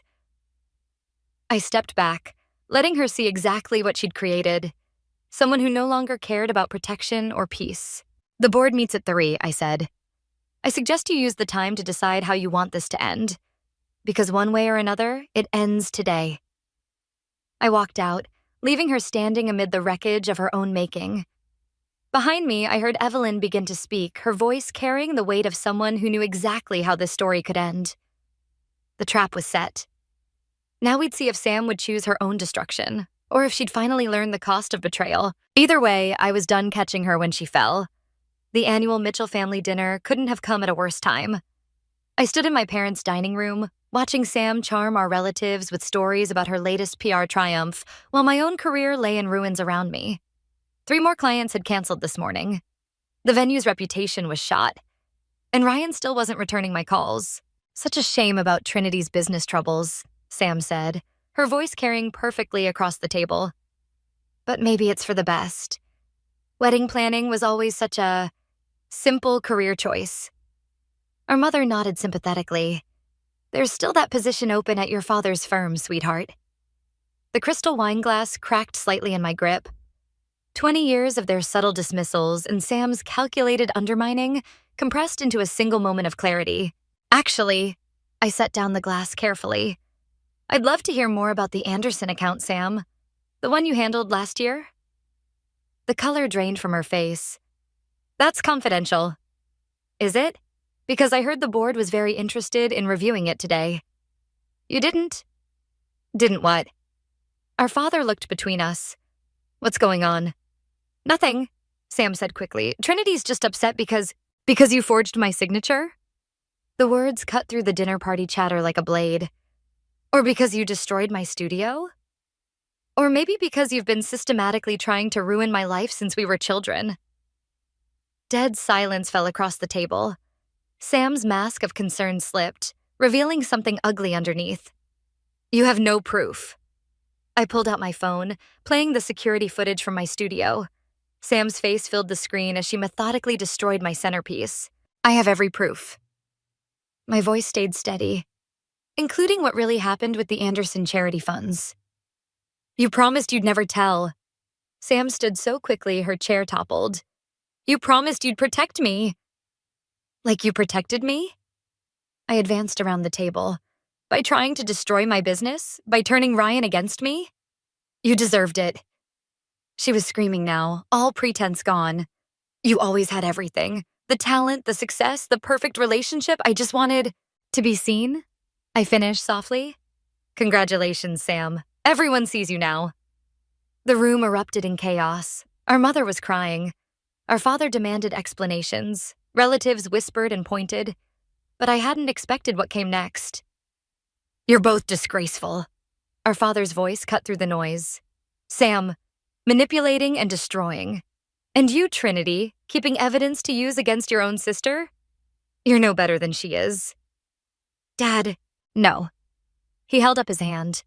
I won't have this family torn apart by your petty rivalry. Either you both end this now, or neither of you is welcome here anymore. Sam's triumphant smile returned. She'd always been his favorite, his baby girl. She knew exactly how this would play out. I'm sorry, Daddy, she said, tears welling perfectly. I just wanted to help Trinity see that she was making mistakes. I never meant... Stop. I felt something break inside me. Just stop. Trinity, our mother pleaded. Apologize to your sister. We can fix this. I looked around the table at my family, at the years of enabling Sam's behavior, of dismissing my achievements, of demanding I be the bigger person while Sam burned everything I built. No, I said quietly. We can't. I walked out of my childhood home for the last time, their protests fading behind me. My phone buzzed, a text from Ryan. I can't do this anymore. I'm sorry. In my car, I found a note tucked under the windshield wiper. Sam's handwriting. You should have stayed quiet. Now you've lost everything. She was right. My business was failing. My engagement was over. My family had chosen her version of events over the truth. I'd tried to expose her, and somehow she'd turned even that into a weapon against me. My phone buzzed again. Evelyn, come over. Now. I started the car, hands shaking on the wheel. I thought revenge would feel like victory. Instead, it felt like ashes in my mouth. But as I pulled away from my parents' house, I caught a glimpse of Sam watching from the window, her satisfied smile visible in the darkness. And I realized this wasn't the end. This was just the moment before the storm truly broke, because now I had nothing left to lose. Evelyn's living room felt too small for the weight of what she placed on the coffee table, a manila envelope and an old photograph I'd never seen before. Your sister didn't just manipulate the Anderson account, she said quietly. She's been embezzling from your parents' retirement fund for months.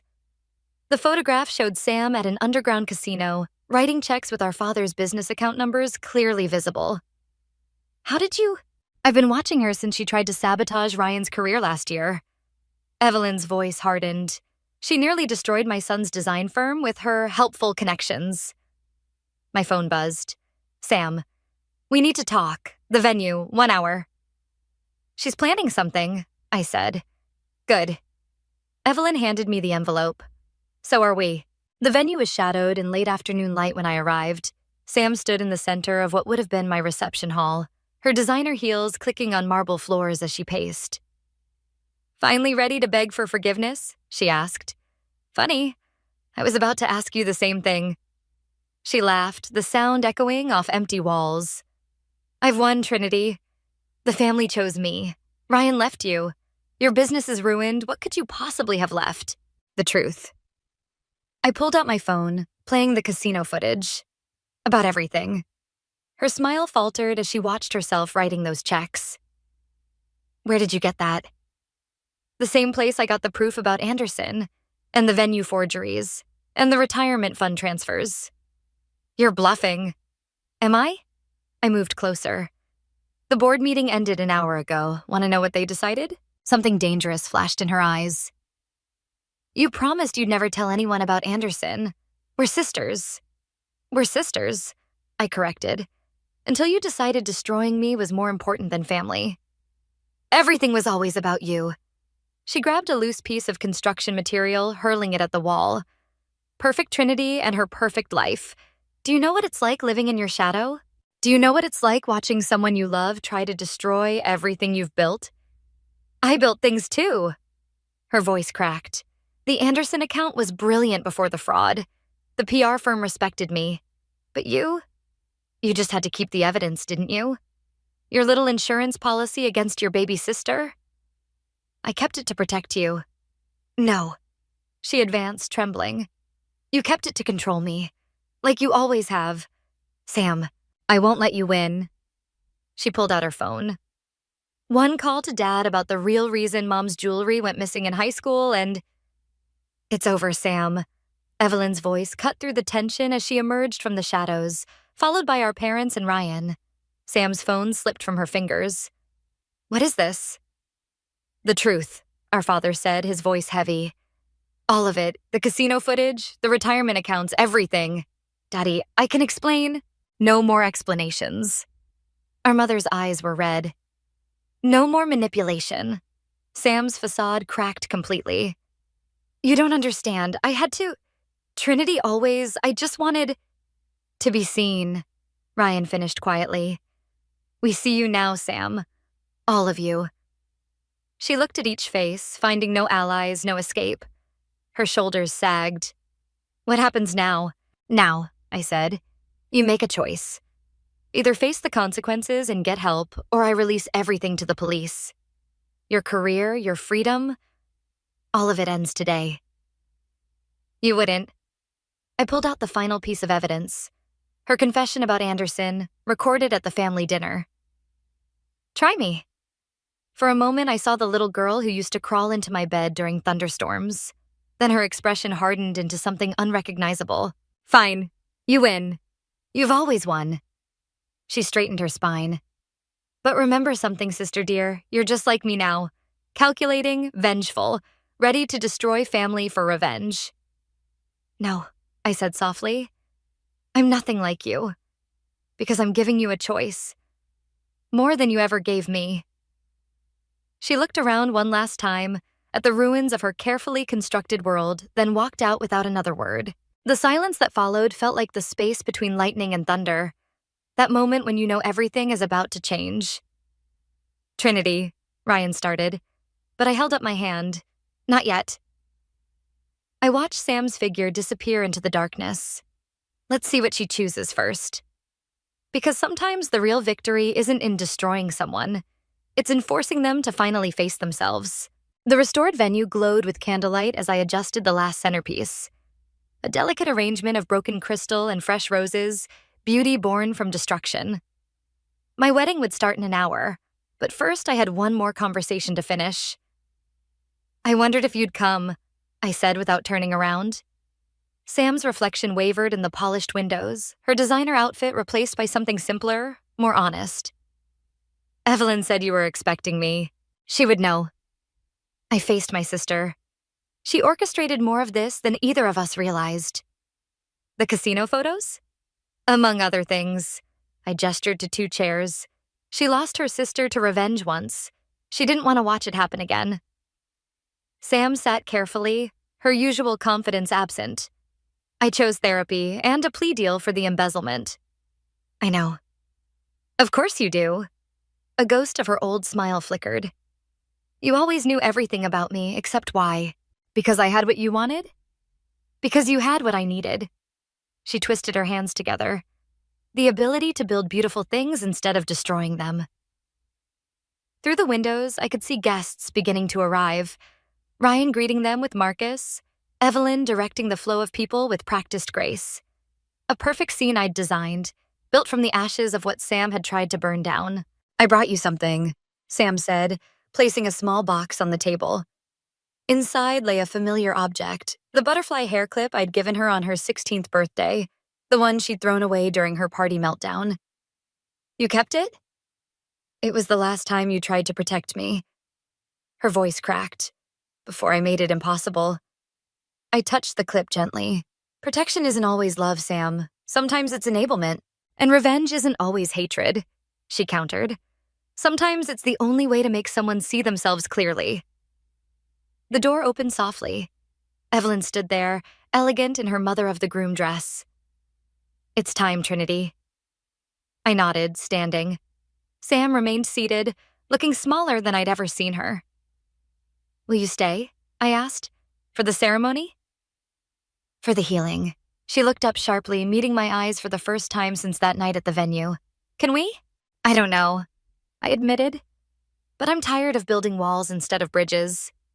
I left the butterfly clip on the table between us. An offering, not a demand. Sam stared at it for a long moment before speaking. I'll watch from the back. Let people adjust to the idea slowly. It wasn't forgiveness. It wasn't even reconciliation. But it was something real. Finally, between us. The wedding proceeded perfectly, each detail exactly as I'd planned. But during the reception, I noticed something unexpected. Evelyn and Sam in deep conversation at a corner table, their expressions suggesting a weight of shared understanding I was only beginning to grasp. They're quite a pair, Ryan said, following my gaze. Mom says Sam reminds her of someone she used to know. Her sister? Herself. He squeezed my hand.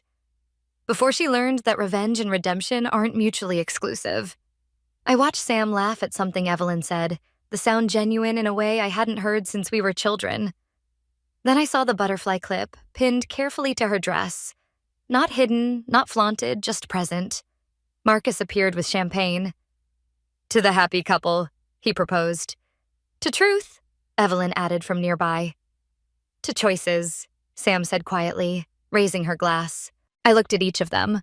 My husband, my friend, my mentor, my sister.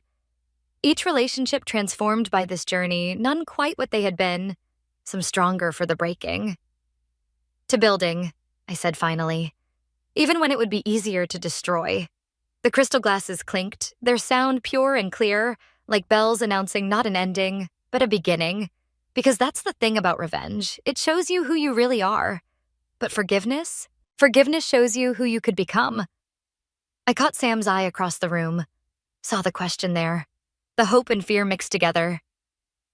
I nodded slightly and she smiled, not her perfect PR smile, but something real and raw and possible. Sometimes the greatest victory isn't in winning the war. It's in choosing when to lay down your weapons. The notification sound pierced through the clatter of pots and pans in my kitchen. Another message I'd normally ignore while perfecting my latest creation, a delicate fusion of French and Vietnamese cuisines that had consumed my evenings for weeks. But Jenna never texted during prep hours unless it was urgent. I wiped my hands on my apron and clicked the link she'd sent. The video started playing, and my world tilted sideways. There, in pristine 4K resolution, was my dish. My exact dish. Every element I'd labored over for months. The lemongrass-infused beurre blanc, the precise arrangement of micro-herbs, even the damn diagonal score marks on the seared duck breast. All of it presented with flourish by none other than Chef Elliot Granger, introducing our newest addition to the spring menu. His voice boomed through my phone's speakers. A contemporary take on classic French cuisine with Asian influences. My knife clattered to the floor. The sound barely registered as I watched him describe my techniques, my flavor combinations, my vision, as if they'd sprung fully formed from his own mind. The video had already racked up thousands of views, with comments praising his innovative genius. That backstabbing piece of... I caught myself, remembering my sister Olivia's voice. You're just jealous because Marcus actually made something of himself. Marcus, her precious boyfriend who'd been hanging around my experimental cooking sessions, asking questions, taking notes. I'd thought he was genuinely interested. Turns out he was just mining for ideas to pass along to his boss. My phone buzzed again. Jenna, tell me you're seeing this. Call me now. Instead, I called Olivia. Each ring felt like a hammer blow to my chest. She answered on the fourth. What's up, Peyton? I'm kind of in the middle of something. Is Marcus with you? Yeah, we're actually celebrating. He just got promoted to... Did you know? My voice came out steadier than I felt. About my recipe? A pause. Too long. What recipe? Don't play dumb, Olivia. The fusion dish that just went viral on Chef Granger's channel. The one Marcus watched me develop for weeks. Oh my God, are you serious right now? Her laugh felt like acid in my ears. Just because someone came up with something similar? Similar? It's identical, down to the plating technique I created. Listen to yourself, she said, her voice dripping with that familiar condescension. Chef Granger is a culinary genius. Why would he need to steal recipes from someone who can't even get hired at a decent restaurant? The words hit their mark with surgical precision. Behind her, I heard Marcus's muffled voice. Is that your sister? Tell her I loved her original version of the dish. My blood froze. In those few words, he'd admitted everything and made sure I knew he'd admitted it, while remaining completely protected. After all, who would believe my word against Chef Granger's rising star? You know what? I said, surprising myself with how calm I sounded. You're right. I must be imagining things. Enjoy your celebration. I ended the call and stared at my kitchen counter, where my notes and sketches for the dish lay scattered. 6 months of experimentation, of failure and refinement, of pushing boundaries and finding my voice as a chef. All of it stolen in an instant. My phone lit up again. Jenna? Calling this time. I let it ring as I picked up my fallen knife, testing its weight in my hand. The blade caught the kitchen light, and in its reflection, I saw something shift in my eyes. A hardening. A decision. They thought they could steal my work and dismiss me as a jealous failure? Fine. But they were about to learn something about me that even my sister had forgotten. I'd always been at my most dangerous in the kitchen. Sunday family dinners were sacred to my father, which made them the perfect battlefield. I arrived early, carrying a bottle of wine I couldn't afford, and the weight of yesterday's betrayal like lead in my stomach. There's my girl. Mom pulled me into a hug that smelled of rosemary and anxiety. Your father's grilling steaks, and Olivia's bringing Marcus. Isn't that wonderful? I forced a smile. Wonderful.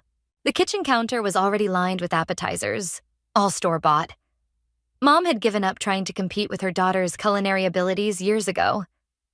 I uncorked the wine, poured myself a generous glass, and watched her flutter around the kitchen like a nervous bird. About that video that's going around, she started, not quite meeting my eyes. Your father thinks... The front door burst open, bringing with it Olivia's laugh and Marcus's smooth baritone. Perfect timing, as always. Something smells amazing. Olivia breezed in, Marcus close behind. She was wearing the dress I'd complimented last month, the one she'd said wasn't really her style. Daddy, those steaks better be medium rare. Marcus caught my eye and had the audacity to wink. Peyton, great to see you. Been experimenting with any new recipes lately? My wine glass creaked in my grip. Before I could respond, Dad appeared from the patio, tongs in hand like a scepter. Marcus, my boy, heard about the promotion. Moving up fast at Granger's place, aren't you? Hard work pays off, sir. Marcus's modesty was as practiced as his knife skills, and about as genuine. Speaking of which, I set my glass down carefully. I saw Chef Granger's new video. Fascinating technique with that fusion dish. The room's temperature seemed to drop 10 degrees. Olivia's smile tightened. Peyton, we talked about this. Did we? Because I remember you hanging up on me. Girls, Mom interjected, let's not... Actually, I continued, pulling out my phone, I'd love everyone's opinion. I have some videos of my own, from 3 months ago, showing the exact same... Enough! Dad's voice cracked like a whip. I won't have you embarrassing this family with baseless accusations. Marcus has worked hard to get where he is. Worked hard stealing my recipes. Jesus, Peyton. Olivia rolled her eyes. Not everything is about you. Maybe if you spent less time being paranoid and more time actually pursuing your career, like you pursued yours? The words escaped before I could stop them. Remind me, how many times did you change majors before deciding to find yourself on Instagram? Olivia's face flushed. Marcus stepped forward, ever the protective boyfriend. Look, I understand you're frustrated with your career progression, but... Don't. My voice was ice. Don't you dare patronize me. Peyton Reynolds. Dad set the tongs down with deliberate care. You will apologize to your sister and Marcus right now. I looked around the kitchen. At Mom's pleading eyes, Dad's stern disappointment, Olivia's practiced hurt, and Marcus's subtle smirk. The familiar choreography of family dynamics, where I was always cast as the difficult one, the jealous one, the one who needed to try harder to fit in. You know what? I reached for my purse. I'm not hungry. If you walk out that door, Dad warned, don't expect what? Support? Understanding? When have I ever gotten those here? Olivia's voice turned sickeningly sweet. You're just proving everyone's point about your attitude, sis. I paused at the door, turning back one last time. You know, Marcus, the funny thing about stealing recipes? The person who created them knows exactly what makes them work, and what tiny changes could make them fail spectacularly. His smirk faltered, just slightly. Message received. Peyton. Mom called after me, but I was already gone, the spring evening wrapping around me like a shield. My phone buzzed. Jenna. How'd it go? I typed back. Time for plan B. Because here's the thing about being the family disappointment. Once you've got nothing left to lose, you've got everything to gain. And I was done playing nice. Jenna's apartment smelled like coffee and determination at midnight. She spread printouts across her dining table, screenshots, social media posts, and dated photographs of my original recipe development process. Look at this. She pointed to a series of Instagram stories from Marcus's account. He's been documenting your techniques for months, just changing small details in the presentation. My fingers traced the timestamps. That's the day he asked about my Vietnamese caramel technique. Said it was for a friend's dinner party. More like for his promotion pitch. Jenna pulled up Chef Granger's restaurant website. 3 of your fusion concepts are already on their spring menu. Different names, same core recipes. The betrayal felt fresh again, like a knife twisting deeper. I trusted him. Even when Olivia started bringing him to family dinners, I stopped, remembering how he'd praise my experimental dishes while taking notes on his phone. Jenna's phone buzzed. Her expression shifted as she read the message. Speaking of your sister, you need to see this. It was a promotional video for Granger's restaurant. Marcus stood in the pristine kitchen describing his innovative approach to fusion cuisine while preparing my lemongrass-infused beurre blanc. But it was the comment below that made my blood boil. Olivia had written, "So proud of my talented boyfriend. Always knew you'd revolutionize the culinary scene." Culinary genius. She knows, I whispered. She has to know those are my recipes. Wait, there's more. Jenna scrolled through her messages. My friend at the restaurant says Marcus is hosting a private tasting next week. Apparently, Chef Granger is bringing potential investors. I stood up, pacing Jenna's small living room. He's building his entire career on my work, and my family, they're all just celebrating it. Then let's end the celebration. Jenna's voice had that dangerous edge I recognized from our culinary school days. I can get you into that tasting. How? I manage 3 high-end restaurants. I know people who know people. She grinned. Plus, I might have already convinced my friend to add 2 names to the guest list. My heart raced with possibility. Even if we get in, what's the plan? Stand up and accuse him in front of everyone? Better. Jenna pulled out one final document, a dated email chain between Marcus and several suppliers, discussing ingredients specific to my recipes. We prove it, systematically, publicly, and... She hesitated. What? I didn't want to show you this yet, but... She pulled up a draft announcement from Granger's PR team. Marcus is being promoted to head chef of their new fusion concept restaurant. The whole menu... Peyton, it's all your creations. The room spun slightly. I gripped the back of a chair, my knuckles white. When?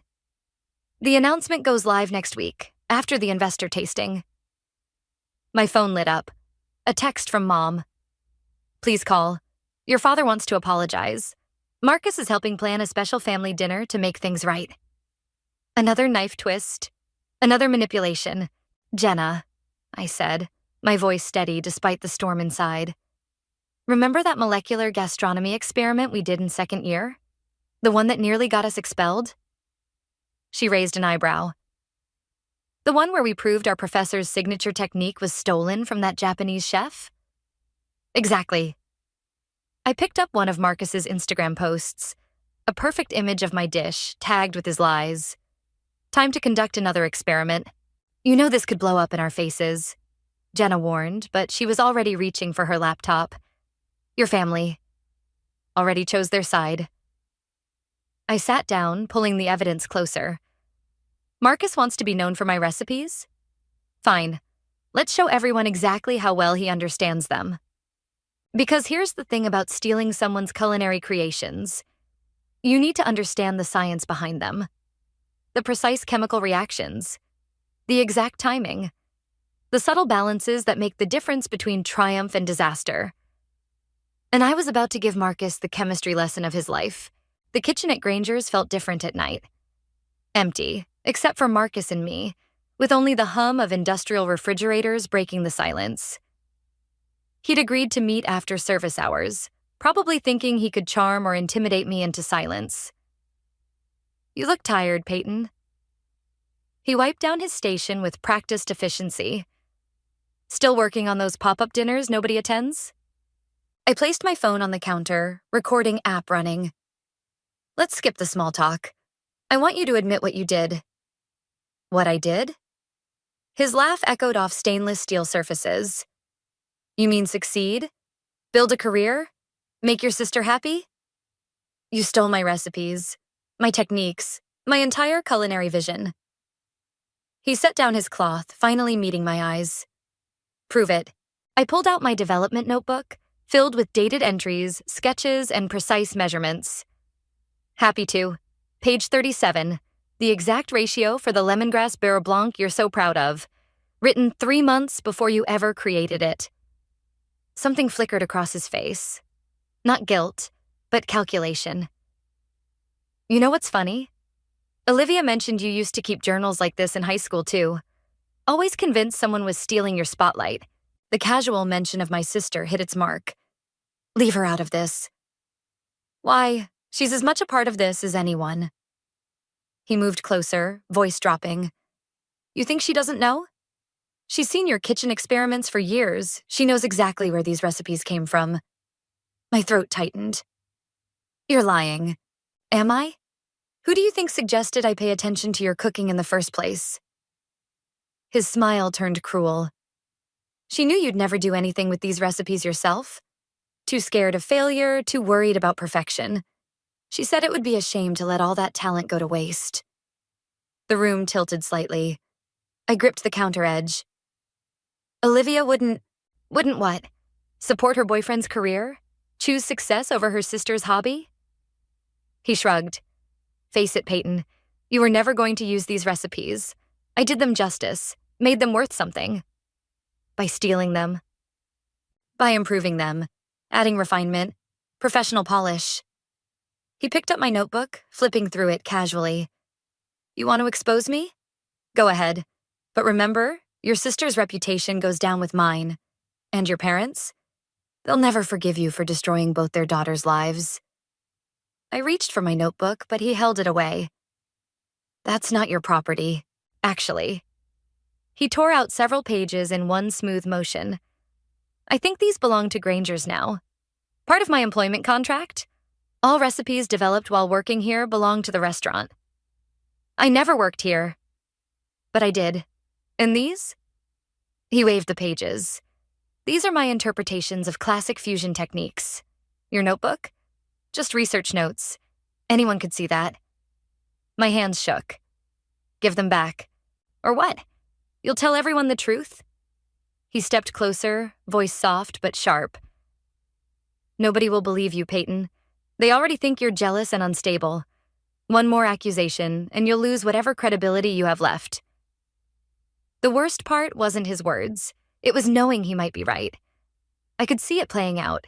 My parents taking his side, Olivia's tearful denials, my reputation in tatters. You have 2 choices, he continued.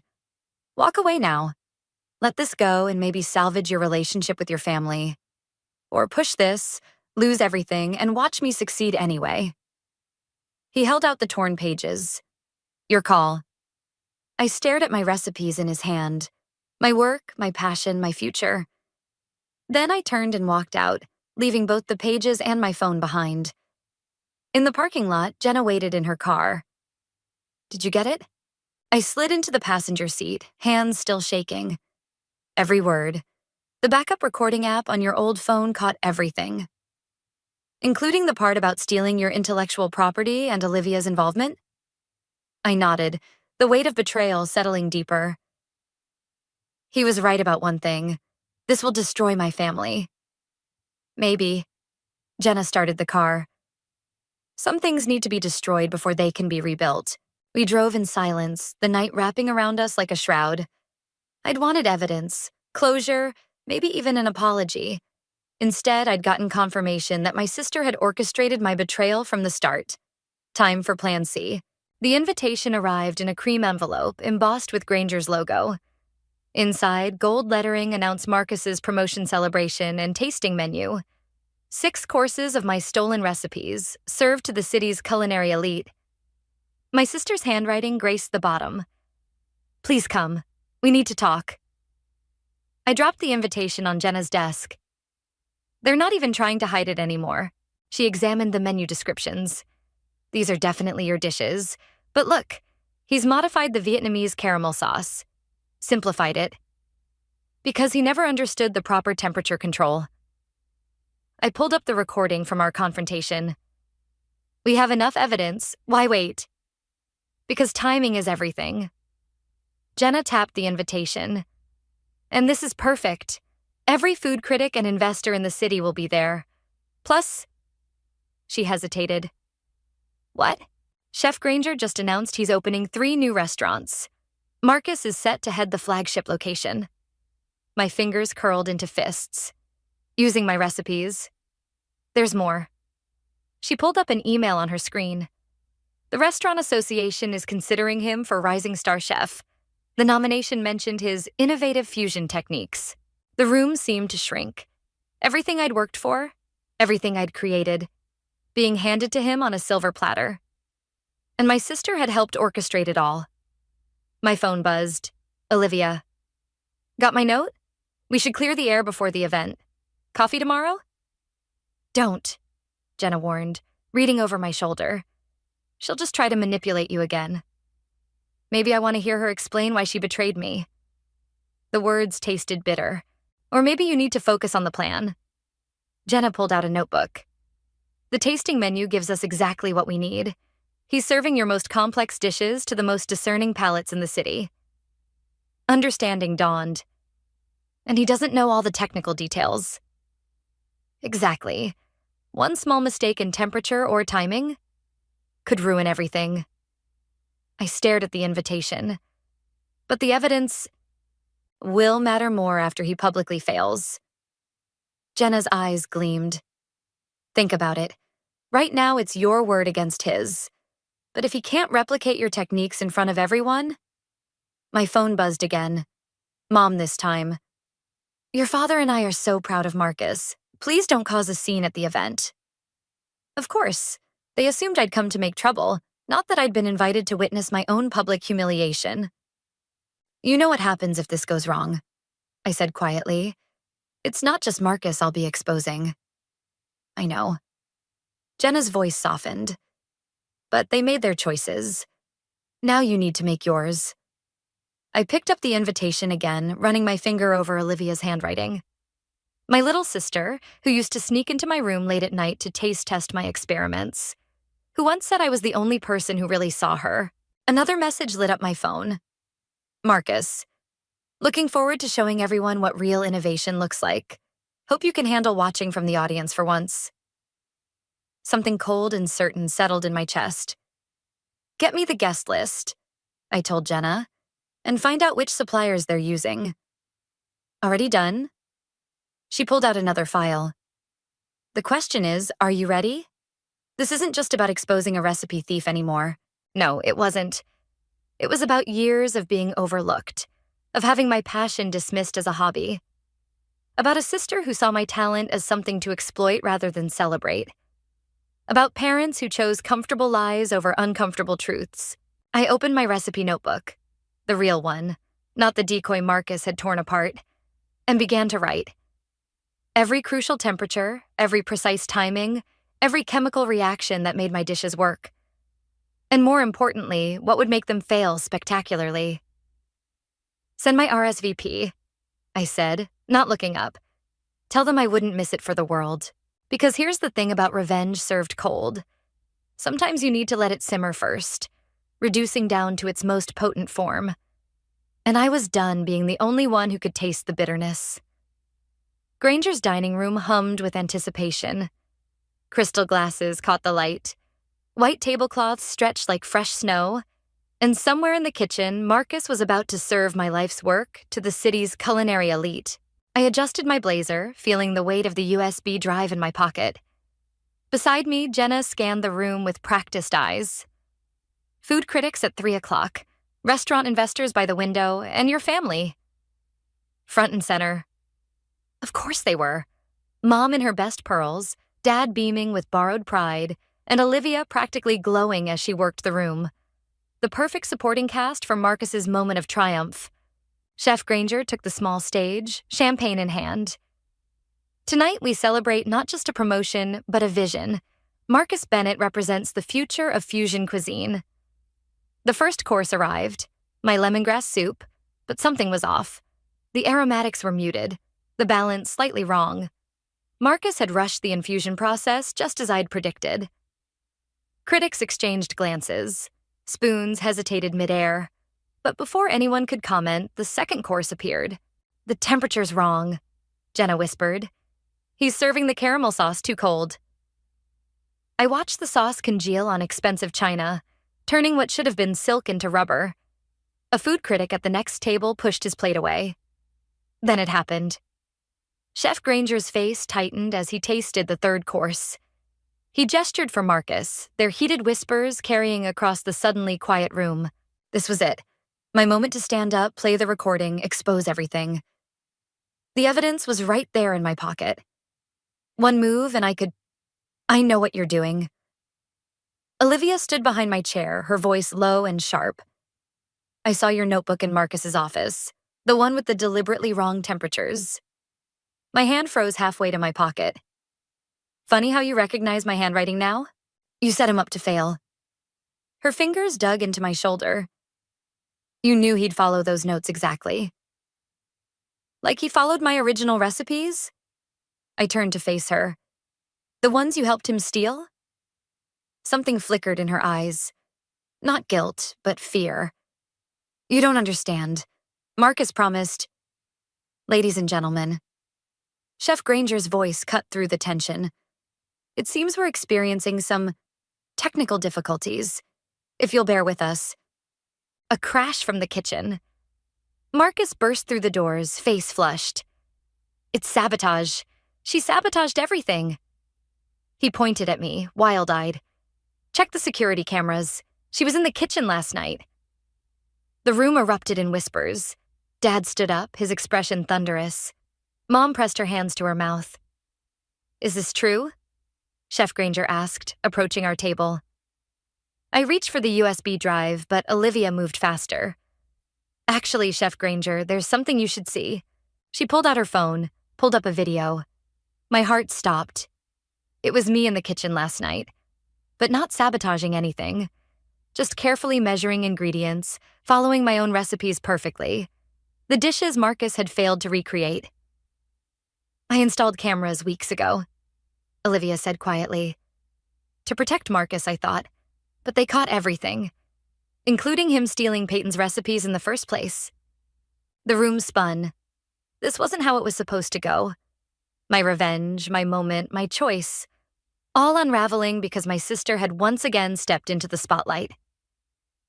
You knew? I managed to say. You knew and you let him. I knew he was using your recipes. Her voice cracked. I didn't know he was going to claim them as his own. When I realized, I couldn't. I'm sorry. Chef Granger watched the video, his expression darkening. Marcus backed away, looking for escape. Critics pulled out phones, documenting everything. And there I sat, my perfect revenge transformed into public spectacle, orchestrated by the very person who'd betrayed me in the first place. Because that's the thing about revenge. Sometimes it comes from unexpected directions. And sometimes when it finally arrives, it tastes nothing like you imagined. I stood up, legs shaking. Chef Granger, if you'll excuse me. Miss Reynolds, he said, eyes still on the video. I believe you and I need to have a serious conversation about your culinary innovations. Behind him, Marcus bolted for the door. Olivia reached for my hand. I pulled away. Some victories feel an awful lot like defeat. Chef Granger's private office felt smaller than the dining room, but the stakes were infinitely larger. He sat behind his desk, my recipe notebook open before him, while Olivia and I occupied opposite corners of the room like prize fighters before a match. These techniques, he tapped the pages, are revolutionary. The molecular gastronomy applications alone. He looked up at me. Why didn't you ever apply here? I did. The words tasted bitter. 3 times. Your HR department never responded. Because Marcus intercepted the applications. Olivia cut in. He was afraid you'd. I don't need you to defend me. My voice could have frozen flame. Not after everything. Ladies, Granger interrupted. Let's focus on the immediate issue. Miss Reynolds, Peyton, I'd like to offer you a position. Head chef at our new location. The same position they'd promised Marcus. The irony wasn't lost on me. And what about Marcus? I asked. The police are handling that aspect. Granger's tone hardened. Intellectual property theft is a serious offense. Olivia flinched. He didn't act alone. No, I turned to face her fully. He didn't. I installed those cameras 2 weeks ago, she said quietly, after I found your original notebooks in his apartment, the ones he said he'd destroyed. How convenient. You get to play hero after months of helping him steal my work. I was wrong. Her composure cracked. I was jealous, okay? You were always the talented one, the creative one. I just wanted... She stopped, tears threatening. Wanted what? To watch me fail? To matter. The words exploded from her. To be more than your shadow for once. Granger cleared his throat. Perhaps I should give you two a moment. No. I planted my hands on his desk. You should hear this too, because here's what's going to happen. I'll take the position, but on my terms. Full creative control. My name on my dishes, and a public acknowledgement of where these recipes actually came from. Done, he said immediately. And Marcus? Press charges. He made his choices. I turned back to Olivia. Just like you made yours. She stepped forward. Peyton, please, I know I messed up, but I'm trying to make it right. By swooping in at the last minute? Stealing my revenge like Marcus stole my recipes? By telling the truth, finally. She grabbed her phone, pulled up more videos. Look, I recorded everything. Every time he practiced your recipes, every conversation about using them. I was gathering evidence, trying to find the courage to... To what? Admit you were wrong? That's not courage, Olivia. That's damage control. Then what do you want from me? The question hung in the air, heavy with years of competition and resentment. What did I want? Revenge had driven me this far, but now, staring at my sister's tear-stained face, I felt something shift. I want my sister back, I said finally. Not the one who sees me as competition. The one who used to sneak into my kitchen at midnight to taste test new recipes. The one who believed in me before anyone else did. Granger cleared his throat again. The press is waiting for a statement. About Marcus, the recipes, all of it. What should I tell them? I looked at Olivia. Really looked at her. Behind the perfect makeup and practiced poise, I saw something familiar. The same hunger for validation that had driven me all these years. Tell them. I picked up my notebook. Tell them that innovation runs in the family, and that sometimes the best recipes require multiple attempts before they turn out right. Olivia's eyes widened slightly. Understanding passed between us. Not forgiveness, not yet, but possibility. Like a complex dish, some relationships need time to develop their full flavor.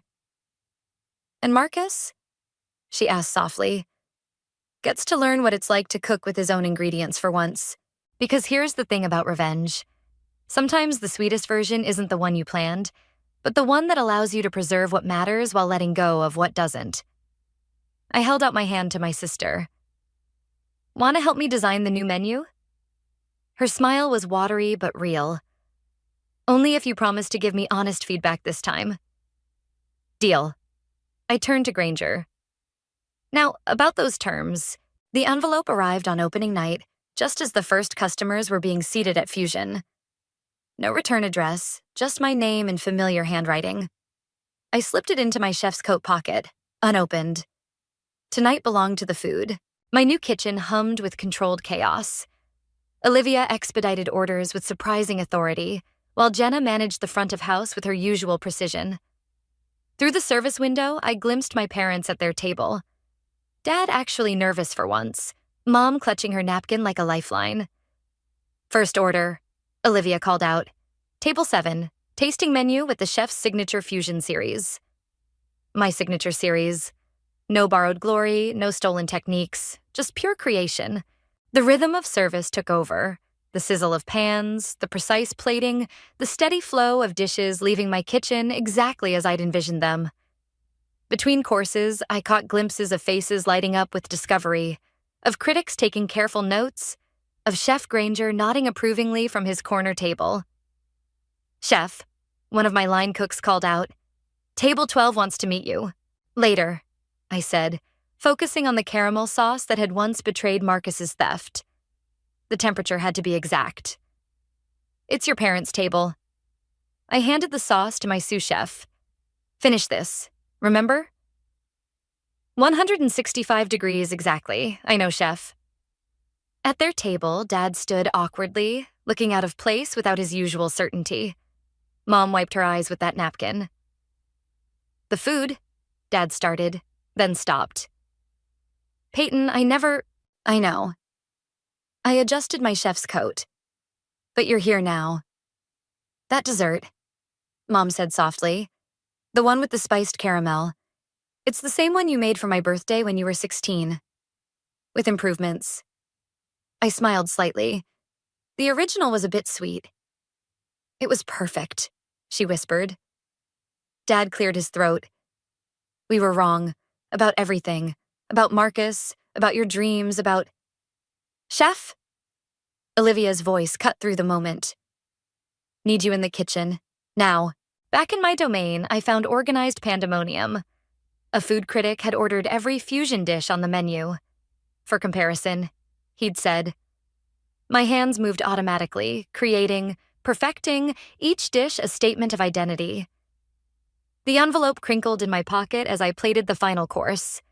I pulled it out, finally ready. Marcus's letter was brief. "I'm sorry, not just for stealing your recipes, but for making you doubt your talent. You were always the real chef. I was just a good copycat. The irony is, if I'd asked for help instead of stealing it, you probably would have taught me. That's the kind of person you are. The kind I pretended to be." Olivia appeared at my elbow. "You okay?" I handed her the letter. "File it with the evidence?" She read it quickly, then tore it in half. "Or we could just move forward." Through the service window, I watched the critic take his first bite of my signature dish, the one Marcus had stolen, the one that had started everything. His eyes widened slightly. "Chef," my sous chef called out. "Next orders?" I looked around my kitchen, at the team that trusted my vision, at the sister who'd chosen truth over comfort, at the future spreading out before me like a blank menu waiting to be filled. "Next orders," I confirmed, reaching for my notebook. A new one, filled with recipes yet to be perfected. Let's show them what fusion really means. Because here's the thing about revenge. Sometimes the best revenge isn't destroying your enemies, but building something they could never copy. Something uniquely, unquestionably yours. I heard the critic asking for another portion of the caramel sauce. Olivia caught my eye and grinned. Even Dad, watching from his table, looked proud. Not of some reflected glory, but of the chef I'd become despite everything. Or maybe because of everything. "Fire table 9, I called out, and my kitchen responded like a well-tuned orchestra. This was my symphony, my creation, my truth. And it tasted better than revenge ever could.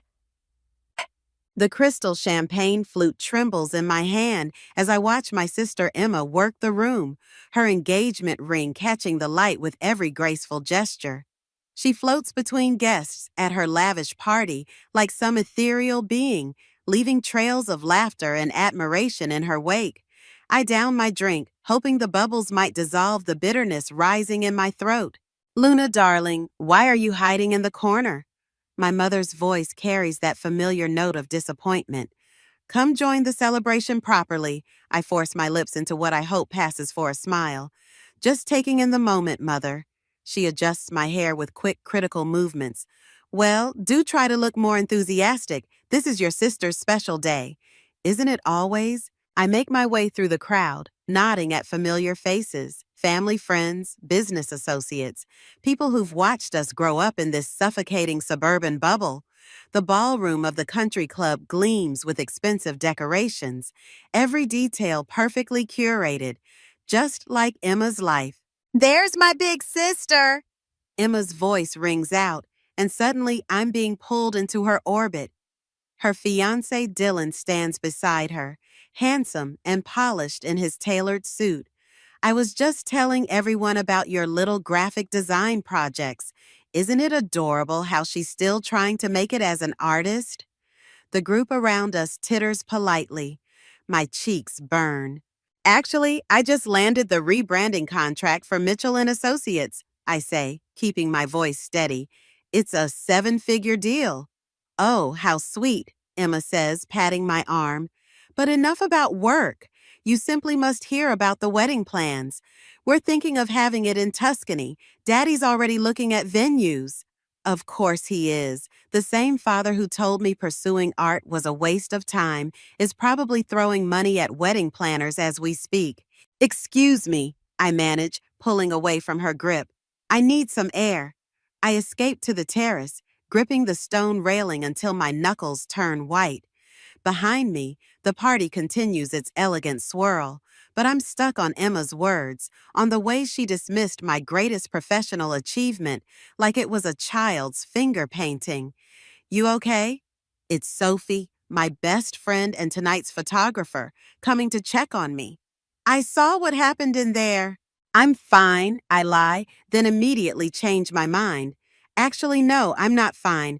I'm tired of being the family disappointment when I'm the only one who's built something real on my own. Sophie leans against the railing beside me. You know what your sister's really good at? Making everything about her, even other people's successes. She's been doing it our whole lives, I say, something dark and determined unfurling in my chest. And everyone just lets her. So don't let her anymore. I turn to look at Sophie, really look at her. You know what? You're right. Through the windows, I can see Emma holding court, our parents hovering proudly nearby. She's wearing the designer dress they bought her, standing in the party they paid for, planning the wedding they'll fund. But I see something else too.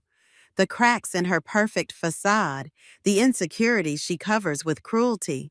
I think it's time my sister learned what it feels like to be the family disappointment, I say quietly. Sophie's eyes widen slightly. Luna. Don't worry, I assure her, though the plan forming in my mind is anything but reassuring. I'm not going to do anything dramatic. I'm just going to show everyone who Emma really is, starting with her precious fiancé. Inside, Emma's laugh rings out above the crowd. She's always been the star of every show while I watched from the wings. But not anymore.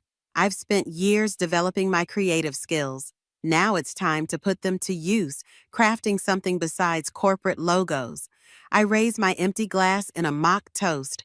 To the happy couple, I whisper, may all their secrets come to light. The morning after Emma's engagement party, I scroll through my phone at my favorite coffee shop, watching the likes pile up on her perfectly staged photos.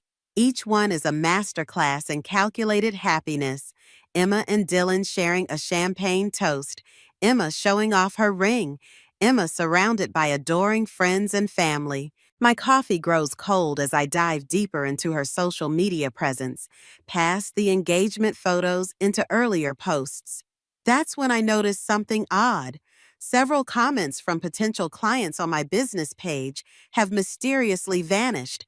Comments that had tagged Emma asking about my design work after seeing her posts about her talented sister. I thought I might find you here, Sophie says, sliding into the seat across from me. She sets her camera bag down with a thud. How are you holding up? I turn my phone around to show her. Did you know Emma's been deleting comments about my work from her social media? Sophie leans forward, frowning. That's specific. Are you sure? I started archiving everything after that disaster with the Thompson account last year. I pull up screenshots from my backup folder. Remember when they suddenly pulled out of a major contract? Right after having dinner with Emma and Dylan. Luna, Sophie's voice carries a warning note. I know what you're thinking, but look at this. I show her more screenshots, a pattern of deleted comments, lost connections, missed opportunities, all threading back to Emma's subtle interference. The bell above the door chimes, and Natalie from my design studio walks in. She spots us and hesitates before approaching, clutching her tablet like a shield. I need to tell you something, she says, glancing between Sophie and me. It's about Emma. My stomach tightens. What about her? She came by the studio yesterday before the party. Said she was surprising you with lunch. Natalie's fingers drummed nervously on her tablet. I found her at your computer later. When I asked what she was doing, she said she was leaving you a sweet sister note, but she was in your client files. The coffee shop suddenly feels too warm, too crowded. What files exactly? The Mitchell and Associates presentation, the one you're giving next week. Natalie swallows hard. I didn't think much of it until I overheard her on the phone in the parking lot. She was telling someone about a competing bid from Dylan's friend's agency. Sophie's sharp intake of breath matches the jolt in my chest. The Mitchell contract, my 7-figure deal, my chance to finally prove myself. Of course, Emma would target that. Show me the security footage, I say to Natalie, my voice steady despite the rage building inside me. Already pulled it. She hands me her tablet. There's something else. I found this in the trash after she left. She places a crumpled paper on the table. It's a draft of my presentation, covered in Emma's elegant handwriting.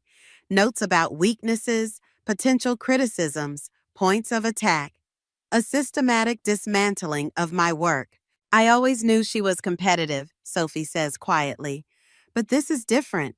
This is calculated. It's desperate, I correct her, studying Emma's notes. Look at how detailed this is. She's terrified I might actually succeed. My phone buzzes. A text from Emma. Lunch today? Need your opinion on wedding colors. Don't be a stranger just because I'm engaged. The emoji feels like a slap. I think of all the times she's played the loving sister while quietly undermining me. How many opportunities have I lost because of her? How many relationships has she poisoned? What are you going to do? Natalie asks. I look at the security footage again, watching my sister move through my professional space with such casual entitlement. Then I think about her engagement party, about Dylan's obvious devotion, about our parents' endless pride. Nothing, I say, a plan forming in my mind. I'm going to have lunch with my dear sister. I'm going to help her pick wedding colors. And I'm going to let her think she's won. While you do what? Sophie's eyes narrow with concern. I save the security footage to my phone and carefully fold Emma's notes into my pocket. Evidence of her true nature, safely preserved. While I learn everything there is to know about Dylan's development company, about their upcoming projects, their investors, their vulnerabilities, I smile, feeling calmer than I have in years. Emma wants to play in my professional world. Let's see how she likes it when I start playing in hers. The Mitchell and Associates presentation folder sits heavy in my hands as I stand outside the conference room. Through the glass, I can see Dylan's friend Marcus Chen from Rival Agency giving his pitch. Emma's handiwork, no doubt. My sister sits beside our father, nodding along enthusiastically. I check my phone one last time. The email I sent last night to Dylan's investors about certain discrepancies in their latest development project should be hitting their inboxes right about now. Ready? Natalie appears at my side, tablet in hand. Almost. I smooth down my blazer, watching Emma lean in to whisper something to Father. Did you get what I asked for? Natalie nods, pulling up documents on her tablet. Everything about Dylan's company's bid on the Riverside project, including the parts they'd rather keep quiet. The conference room door opens, and Marcus emerges, looking pleased with himself. Emma catches my eye through the glass and waves, all innocence and light. I wave back, remembering how she used to do the same thing in high school, right before spreading rumors about whatever girls she saw as competition. Luna! Father's voice carries that familiar note of judgment as I enter. I trust you're prepared? Always am. I set up my presentation, noting how Emma's smile tightens when she sees I'm using a completely different deck than the one she snooped through. Halfway through my pitch, phones start buzzing around the table. Emma's face goes pale as Dylan excuses himself to take a call. I continue speaking, watching her anxiety build with each passing minute. As you can see, our approach integrates seamlessly with your existing brand architecture while pushing boundaries in key growth areas. The door bursts open. Dylan's face is ashen. Emma, we need to talk, now. I'm supporting my sister's presentation, she says, but her voice wavers. Now, Emma. Father frowns at the interruption. Young man, this is highly inappropriate. So is using inside information about my company's projects to manipulate investors. Dylan snaps. His eyes lock onto Emma. Information that only you had access to. The room goes silent. Emma's mask slips for just a moment, real fear showing through. I don't know what you're talking about. Don't you? I interject softly, like you didn't know anything about accessing my client files, or deleting comments about my work, or sabotaging the Thompson contract. Emma's head whips toward me, shock replacing fear. How did you? Enough! Father stands, his authority filling the room. Luna, you're making accusations without proof. Actually, Natalie steps forward, tablet extended. We have quite a bit of proof. Security footage, deleted social media archives, and some very interesting notes in Emma's handwriting about how to undermine Luna's business. Emma's composure cracks completely. You don't understand. She was finally going to be successful, more successful than me. I couldn't let that happen. Why not? The question comes from Mother, who's been silent until now. Her voice carries an unfamiliar note, disappointment, but not directed at me for once. Because she's supposed to be the failure. Emma's words echo in the suddenly silent room. The artistic one, the weird one, the one who proves I'm better. That's how it's always been. Dylan takes a step back, seeing his fiancée clearly for the first time. Father's face has gone rigid with shock, but it's Mother's expression that catches me off guard. Something like recognition and shame. Meeting adjourned, announces the Mitchell & Associates CEO, looking uncomfortable. Luna, we'll be in touch about the contract. As everyone files out, Emma remains frozen in her chair, tears streaming down her face. You planned this, she whispers. You wanted to destroy me. No, Emma. I gather my materials calmly. I just stopped hiding your truth, the way you've been hiding mine all these years. I head for the door, pausing when she calls out, I'm your sister. Yes, I agree, not turning around. And you taught me everything I know about family loyalty. The victory tastes different than I imagined. Not sweet, but sharp and metallic like blood. As I walk away, I hear Mother trying to console Emma, Father making calls to contain the damage. Some things never change, but some things do. My phone buzzes with a message from Mitchell & Associates. Contract is yours. Impressive presentation, and impressive handling of a difficult situation. I smile, thinking of the files Natalie and I still have, the ones about Dylan's company that could cause real damage. But that can wait. For now, this is enough. Watching Emma's perfect world crack under the weight of her own actions. After all, revenge, like graphic design, is all about attention to detail. 3 days after exposing Emma's sabotage, I find Sophie waiting outside my apartment, camera bag slung over her shoulder. Her expression stops me before I can reach for my keys. We need to talk about what you're doing, she says. I gesture toward my door. Come in. I just landed the Mitchell contract. I know. Everyone knows. Sophie follows me inside but remains standing, including Ethan. My hands freeze on the coffee maker. Ethan? He called me yesterday. He's back in town. Heard about what happened with Emma. Sophie sets her camera down with deliberate care. He's worried about you. Says this isn't like you. He doesn't know me anymore. The words come out sharper than intended. None of you knew what Emma was doing all these years. Maybe not, but I know what you're doing now. Sophie pulls out her phone, showing me social media posts about Dylan's company losing investors. This isn't justice, Luna.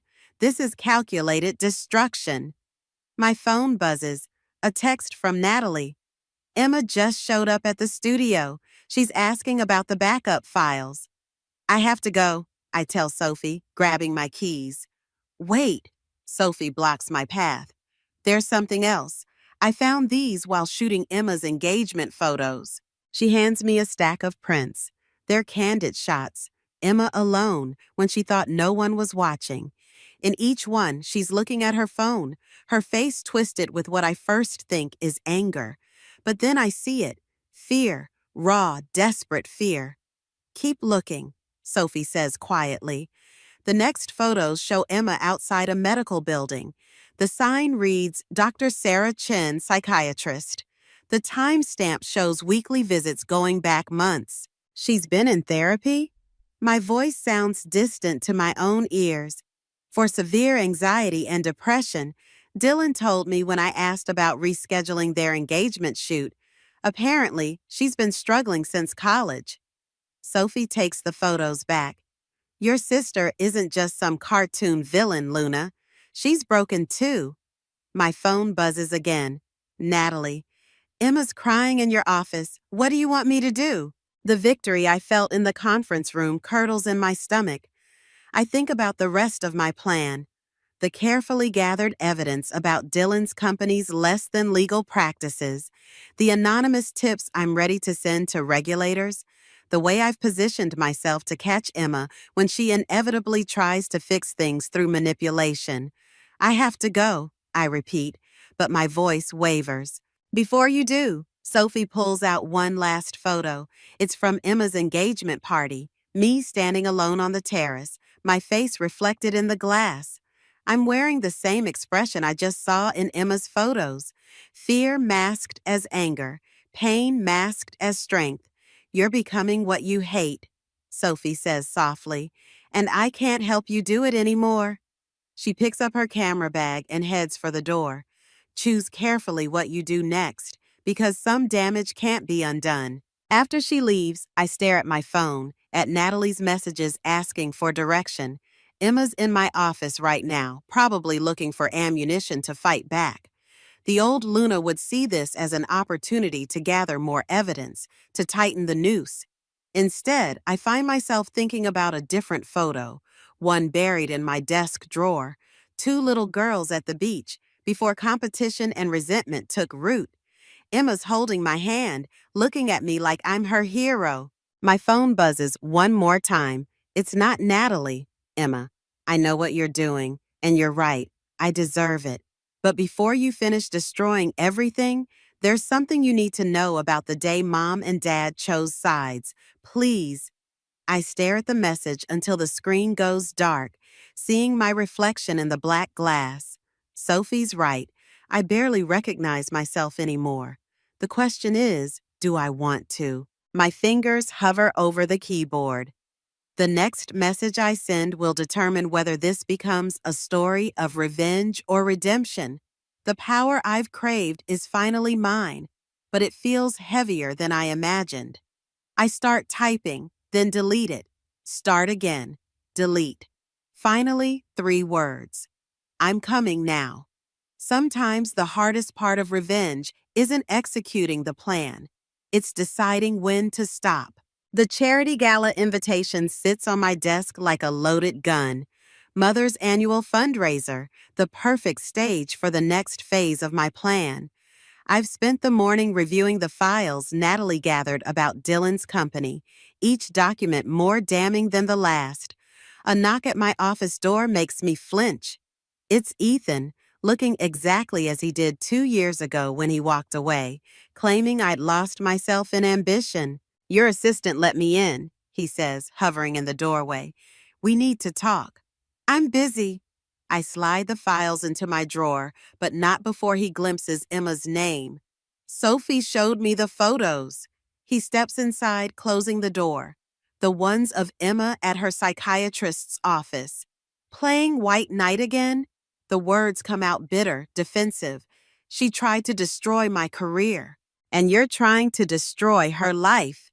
Ethan moves closer, his presence forcing me to remember softer times. The Luna I knew would never. The Luna you knew let people walk all over her. I stand needing distance, including you. A text lights up my phone. Dylan. We need to meet. It's about Emma. She's not well. Your sister's in the hospital, Ethan says quietly. Anxiety attack. Your mother called me because she couldn't reach you. The room tilts slightly. I grip my desk, remembering Sophie's photos, the fear in Emma's eyes. She'll be fine, I say, but my voice betrays me. She's always fine. Is she? Ethan picks up a framed photo from my desk, Emma and me as children. Or is that just what you needed to believe to justify all this? My phone buzzes again. Natalie. Found something big. Dylan's company, the Riverside Project. There's a connection to your father. You should go, I tell Ethan, already reaching for my keys. Where are you going? To finish what I started. He blocks my path. Luna, stop. Look at what this is doing to you, to everyone. Move. Not until you hear me out. We stand there, locked in a moment that feels like history repeating. But this time, when I speak, my voice is steel. You lost the right to save me when you walked away. Pain flashes across his face, but he steps aside. As I reach the door, he calls out, Your father knew. I freeze. Knew what? About Emma's sabotage. Sophie found emails. He helped her cover it up, thinking he was protecting her. Ethan's words hit like physical blows. But that's not all he covered up. The Riverside Project. Father's involvement. Suddenly, pieces click into place.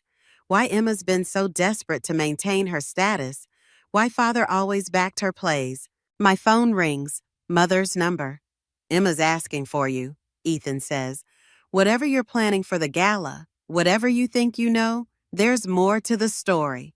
I stare at my phone, at the files in my drawer, at the gala invitation promising the perfect revenge stage. One move and I could expose everything. Emma's manipulation, Dylan's corrupt business, father's involvement, the nuclear option. But Sophie's photos haunt me. Emma's fear, her weekly therapy sessions, the weight of expectations that drove her to destroy anyone who threatened her perfect image, including her sister. Tell me, I say to Ethan, my voice barely steady. Tell me everything. He pulls out a USB drive. You might want to sit down for this. As he moves to close the door, I catch a glimpse of Natalie in the hallway, watching us with an expression I can't read. She holds up her phone, showing a text from Emma. I'm sorry for everything, but Luna needs to know the truth about that summer. That summer, when everything changed, when sides were chosen, I sink into my chair, suddenly exhausted. The revenge I've crafted so carefully sits before me like a house of cards, ready to collapse with one wrong move. Start talking, I tell Ethan, even as another text lights up my phone, this one from Father. Whatever Emma tells you, remember she's unwell. Some truths are better left buried. But I'm done with buried truths. It's time to unearth them all, whatever the cost, even if it means destroying more than just Emma's world. The annual charity gala sparkles with false promises and champagne bubbles. I stand at the edge of the ballroom, watching my carefully laid trap spring into motion. The USB drive in my clutch contains everything. Father's corrupt dealings with the Riverside Project, Emma's sabotage, Dylan's company's illegal practices. One keystroke during my presentation, and it all burns down. You look exactly like her. Mother appears beside me, glass in hand. Emma at that age, before everything changed. You mean before you chose sides? She flinches. We thought we were protecting you both. By destroying me? By keeping the truth buried. She glances toward Father, who's speaking with the board members. Some secrets should stay buried, Luna. The projector screen flickers to life as the presentation begins. My moment approaches. Emma enters through the side door, still pale from her hospital stay. Our eyes meet across the room, and for a second, I see that little girl from the beach photo. Then Dylan whispers something in her ear, and her face hardens. "Ladies and gentlemen," Father begins his introduction. "Before our main presentation, I have an announcement about the Riverside Project." "Tell them, Father." My voice cuts through the murmur of conversation. "Tell them everything." The room goes silent. Emma steps forward, but Dylan holds her back. "Luna," Father warns, "don't do this."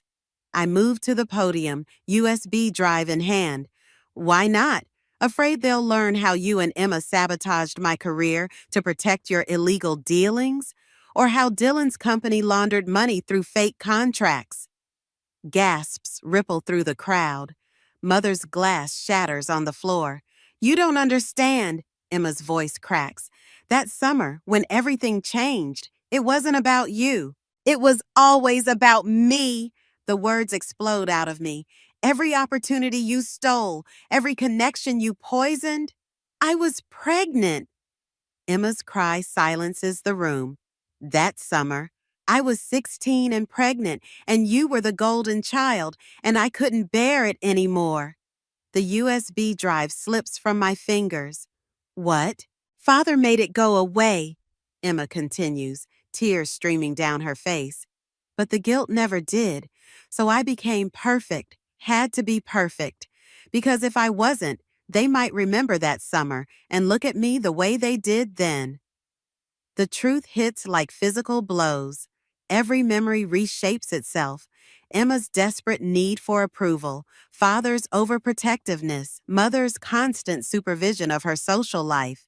The Riverside Project, Dylan steps forward, was Michael's way of ensuring Emma's future. And yes, we cut corners, but it was never about hurting you, Luna.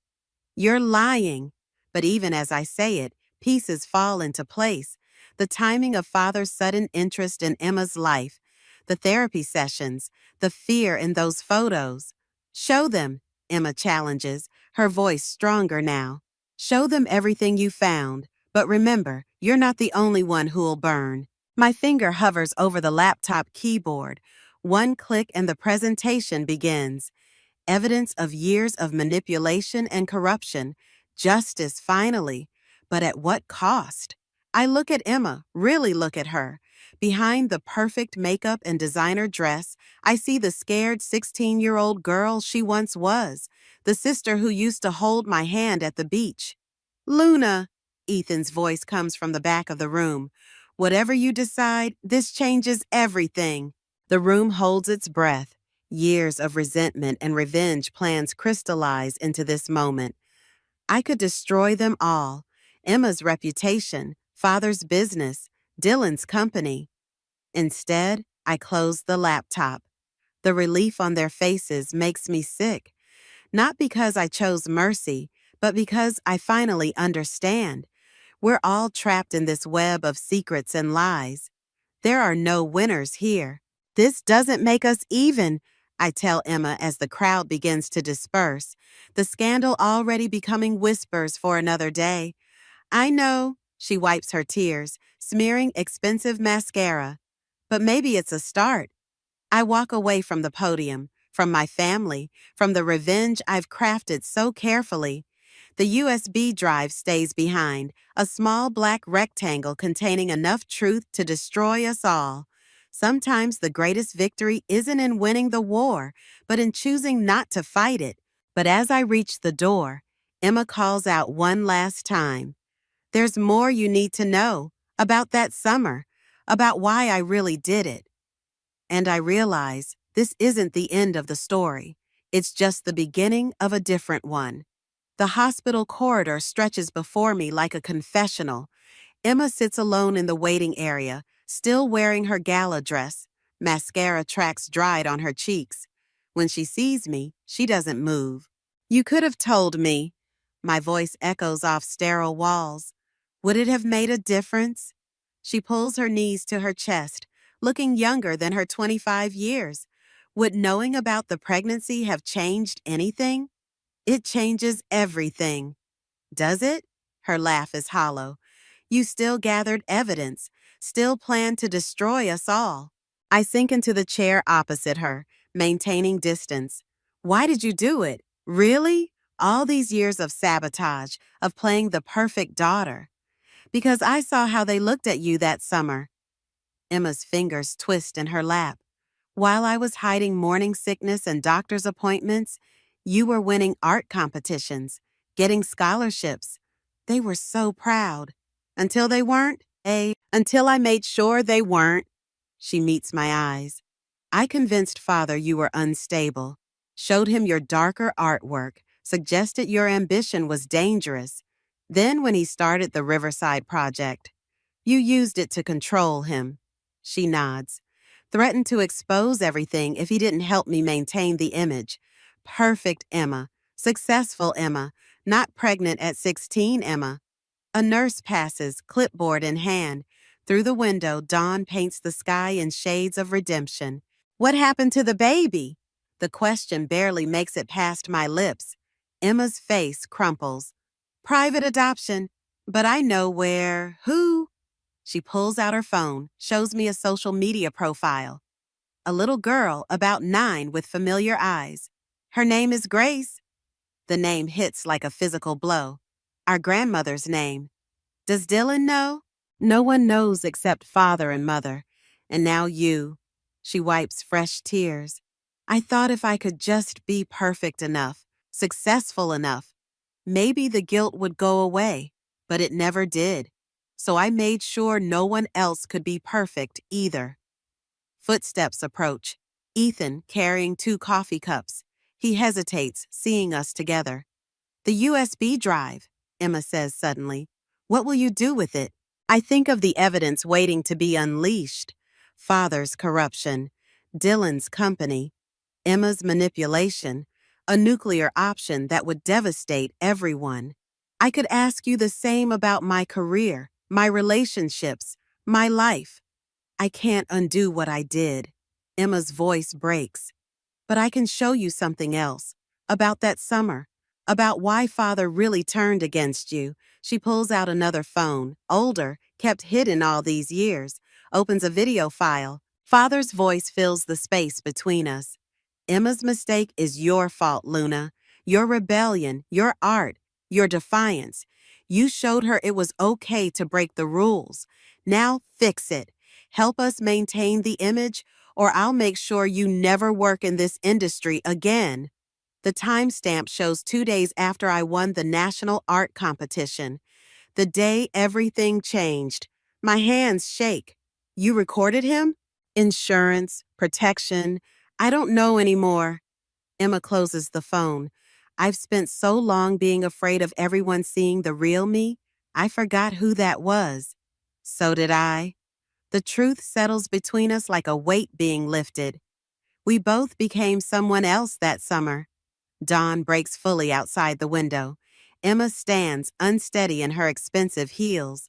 I'm checking myself into the psychiatric ward, getting real help this time.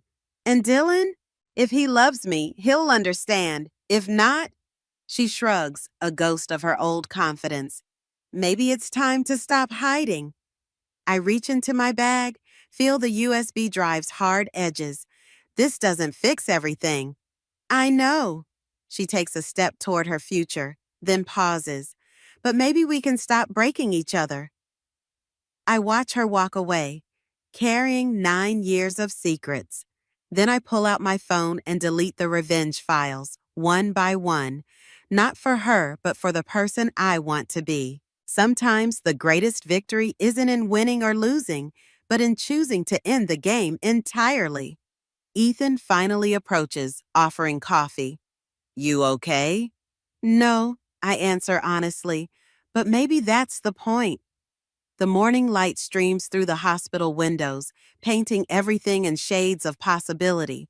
And somewhere out there, a little girl named Grace carries pieces of both her mother's stories, unknown and unfinished. 6 white roses rest in my hands as I stand outside Emma's treatment facility. Through the window, I see her in the garden, working with her therapist. She looks smaller without her designer clothes and perfect makeup, but somehow more real. Ready? Ethan asks from beside me. I'm not, but I push through the doors anyway.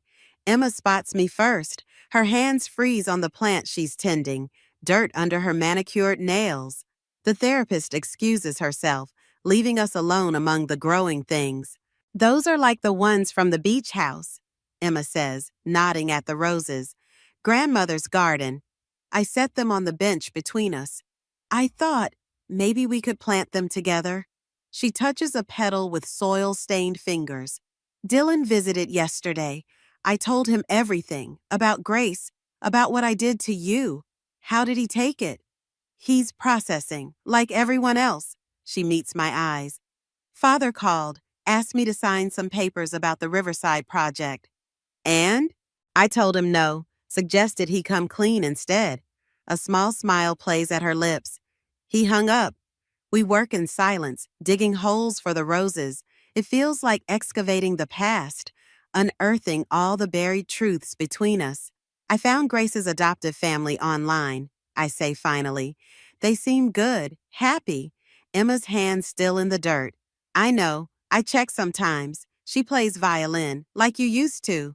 Before Father sold my violin, before art became dangerous, before we all started pretending. Sophie's documenting a story about teenage mothers, I tell her. She asked if you'd consider sharing yours, anonymously. Maybe. Emma plants the last rose. When I'm stronger. We step back to admire our work. 6 white roses, like the ones our grandmother tended before everything fell apart, before secrets and revenge poisoned the soil. I got offered a job in Seattle, I say, a creative director position. You should take it. Emma wipes her hands on her therapy-approved sweatpants. We both need space to grow into different people. What about you? I'm staying here another month. Then, she shrugs. Maybe I'll finally figure out who Emma is without the perfect facade.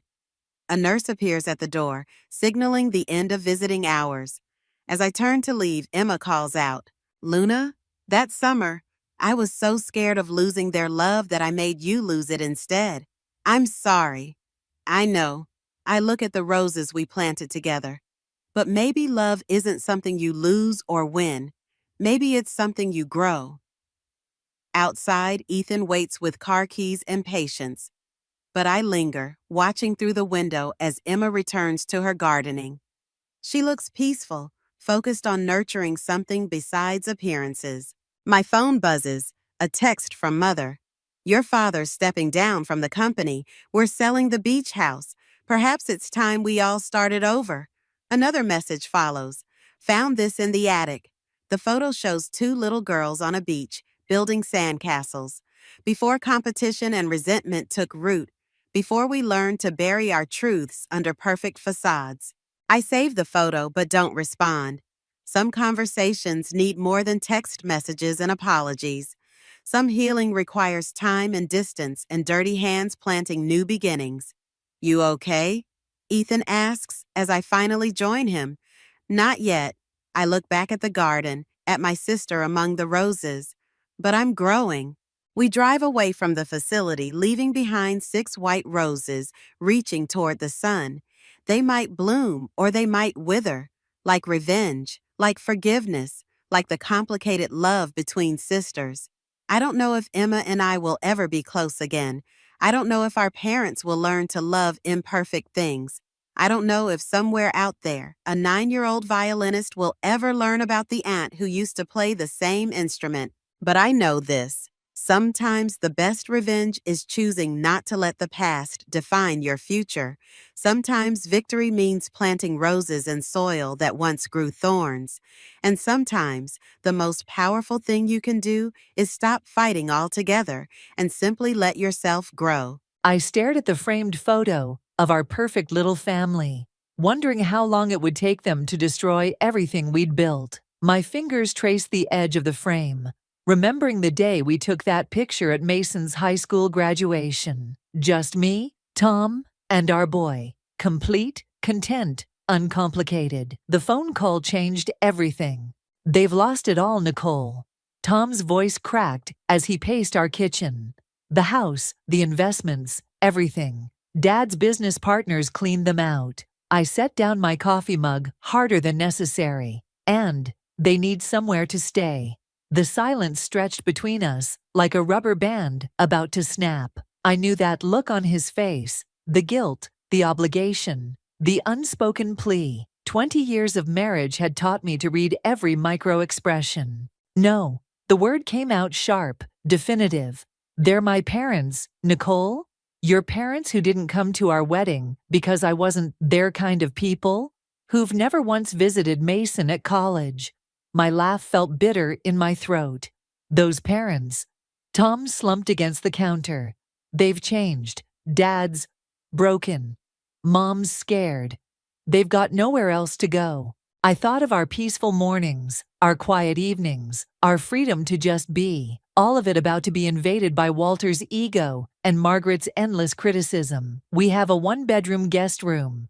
It's enough. They won't stay long, just until they get back on their feet. The lie hung between us, heavy and obvious. We both knew better. Walter and Margaret wouldn't just get back on their feet. They'd dig in their designer heels and poison our home with their entitled expectations. Mason comes home for summer break in 2 months, I reminded him. We'll figure it out. Tom reached for my hand. Please, Nicole, I can't turn them away. I pulled back, crossing my arms. Like they turned us away when Mason was sick and we needed help with the medical bills?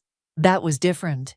Different how? Because they had money then. Because they could have helped, but chose not to. The memories burned fresh. Sleepless nights counting pennies, working double shifts at the library, Tom taking extra repair jobs until he could barely stand. The doorbell rang, making us both jump. Tom checked his phone, face paling. They're here already.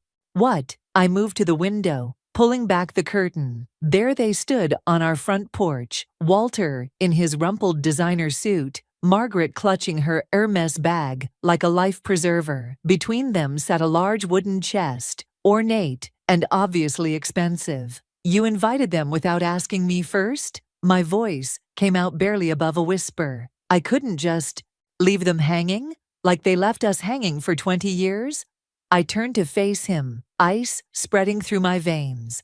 You know what this means, don't you? They'll take over everything. They'll try to run our lives, criticize our choices, make us feel small in our own home. The doorbell rang again, more insistent this time. Nicole, please. I looked at my husband, this good man torn between loyalty to his parents and loyalty to me. Part of me wanted to stand firm, to protect what we'd built.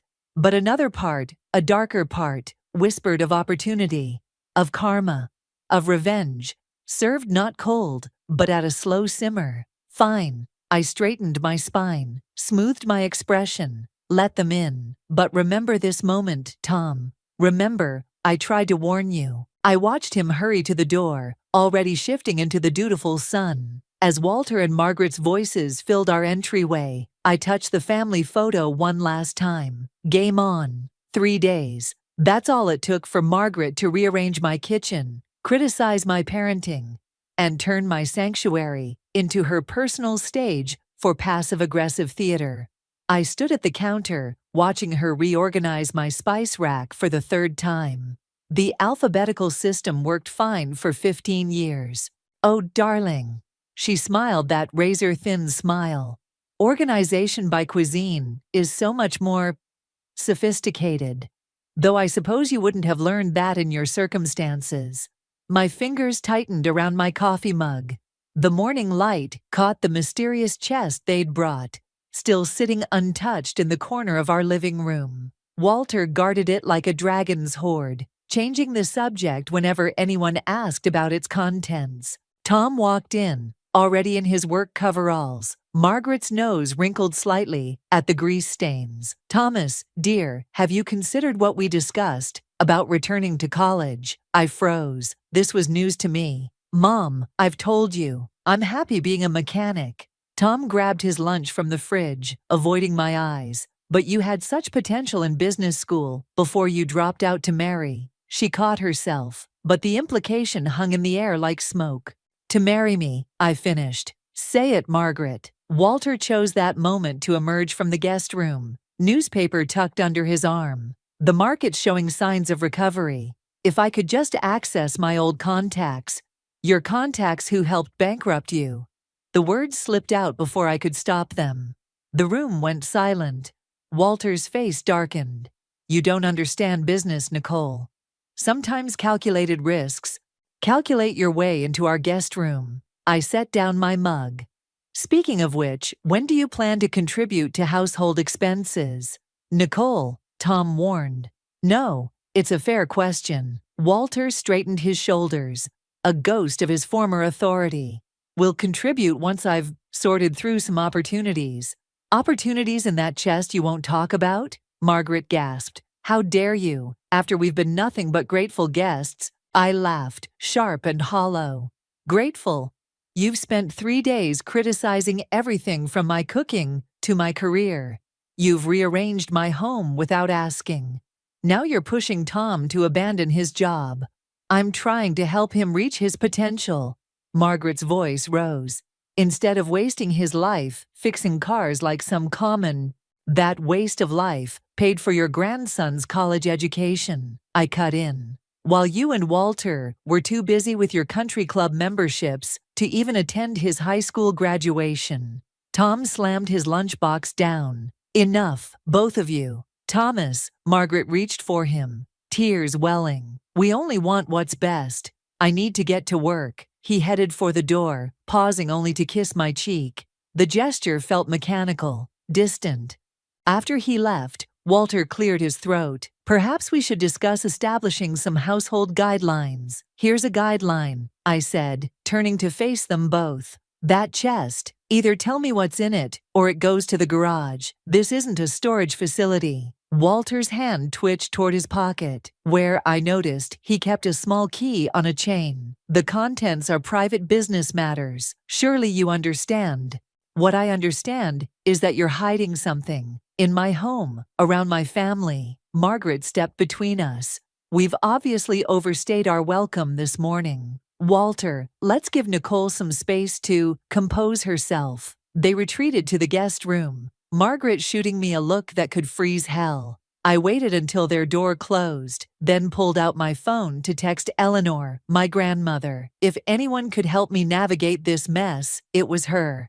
Need advice, I typed. In-laws from hell have moved in, bringing mysterious locked chest and years of resentment. How do I protect my family without becoming the villain they already think I am? Her response came quickly. Sometimes the best revenge is letting people reveal themselves. Watch, wait, document everything. Love you, dear. I looked at the chest again, noticing for the first time a small company logo etched into its corner. Something about it seemed familiar, but I couldn't place it. Yet, Eleanor was right. I'd watch, I'd wait, and I'd find out exactly what Walter and Margaret were hiding, even if it meant becoming the villain they always claimed I was. The bank statement lay on my desk like a loaded gun. I'd found it while cleaning, tucked beneath Margaret's designer handbag, forgotten or deliberately left where I'd see it. The numbers jumped out at me. Mason's college fund, accessed 3 times in the past week. My hands shook as I dialed Tom's number, straight to voicemail. Of course, I heard Margaret's laugh floating up from downstairs, that practice society titter that set my teeth on edge. When I reached the kitchen, she was showing Walter something on her phone, both of them dressed for dinner out, while dirty dishes filled my sink. Care to explain this? I slapped the bank statement on the counter. Margaret's smile didn't waver. Oh, that. Thomas agreed we could borrow a small amount for some essential expenses. Essential? The word tasted like poison. You mean the spa day you charged last Tuesday? Or the golf club membership renewal? Walter shifted uncomfortably. Now, Nicole. We've discussed repaying everything once my new venture. That's my son's future you're gambling with. My voice came out steady, deadly calm. The money we scraped together while you were too ashamed of our common lifestyle to even visit. Mason has a trust fund from us. Margaret waved dismissively. Once Walter's business. What business? The one that bankrupted you? Or the secret one hiding in that chest you won't talk about? The front door opened. Tom walked in, still in his work clothes, freezing when he saw us. What's going on? Your wife is making accusations. Margaret's voice trembled perfectly. After all we've sacrificed. Sacrificed? I grabbed the statement, thrust it at Tom. They're draining Mason's college fund, and you gave them access. Tom's face went pale. I only authorized one small withdrawal for what? I stepped closer. What was so important that you'd risk our son's education without even discussing it with me? Son, Walter cut in. We had an opportunity that required immediate. Stop. I turned to face them both. No more opportunities. No more sacrifices. No more treating our family's future like your personal piggy bank. Margaret's facade cracked. How dare you speak to us this way? Thomas, are you going to let her?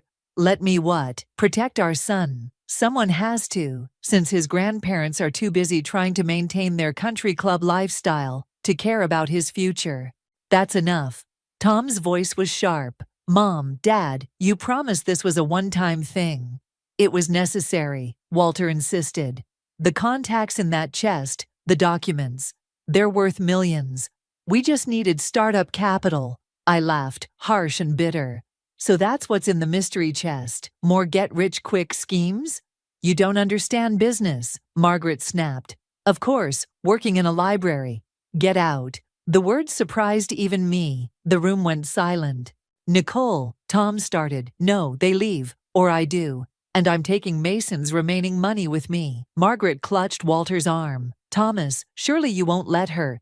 Won't let me protect my son. I turned to Tom. Choose, right now, your parents' schemes or your son's future. Tom looked between us, trapped. We can't just throw them out. Fine. I grabbed my keys. I'll be at Eleanor's.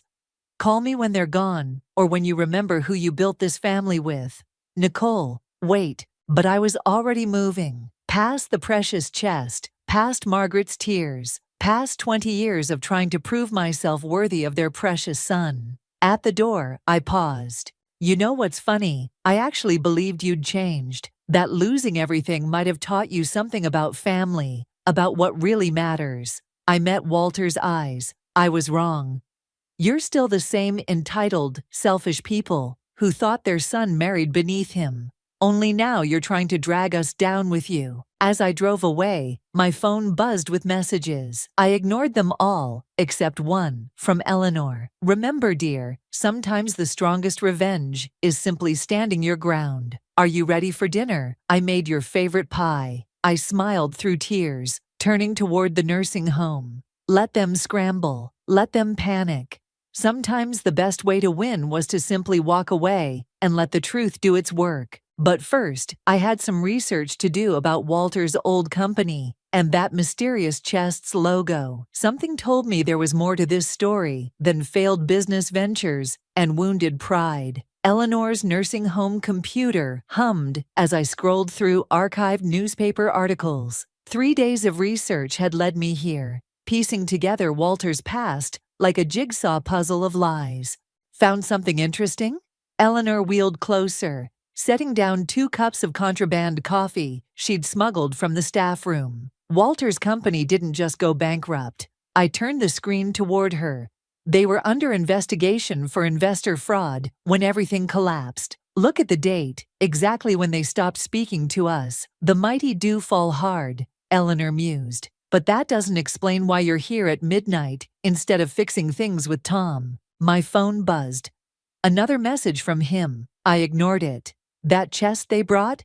The logo matches a subsidiary company that vanished right before the investigation. I think a notification popped up on my screen. Motion detected on our home security camera. The timestamp read 2:17 a.m. The footage showed Walter in our driveway, struggling with the chest, loading it into his car. Son of a language, Eleanor warned, but she was already grabbing her keys. I'll drive. The ride home was silent, except for Eleanor's humming. Some old war song about victory. We pulled up just as Walter was closing his trunk. Going somewhere? I stepped out of Eleanor's car, making him jump. Nicole. He straightened, trying to reclaim his authority. This doesn't concern you. The fraud investigation concerned me. The investors you cheated concerned me. And that chest, which I'm betting contains evidence that would interest a lot of people, definitely concerns me. Walter's face went ash white. How did you? I'm a librarian, Walter. Research is what I do. I moved closer. Were you planning to rebuild your empire with stolen money? Is that why you needed Mason's college fund?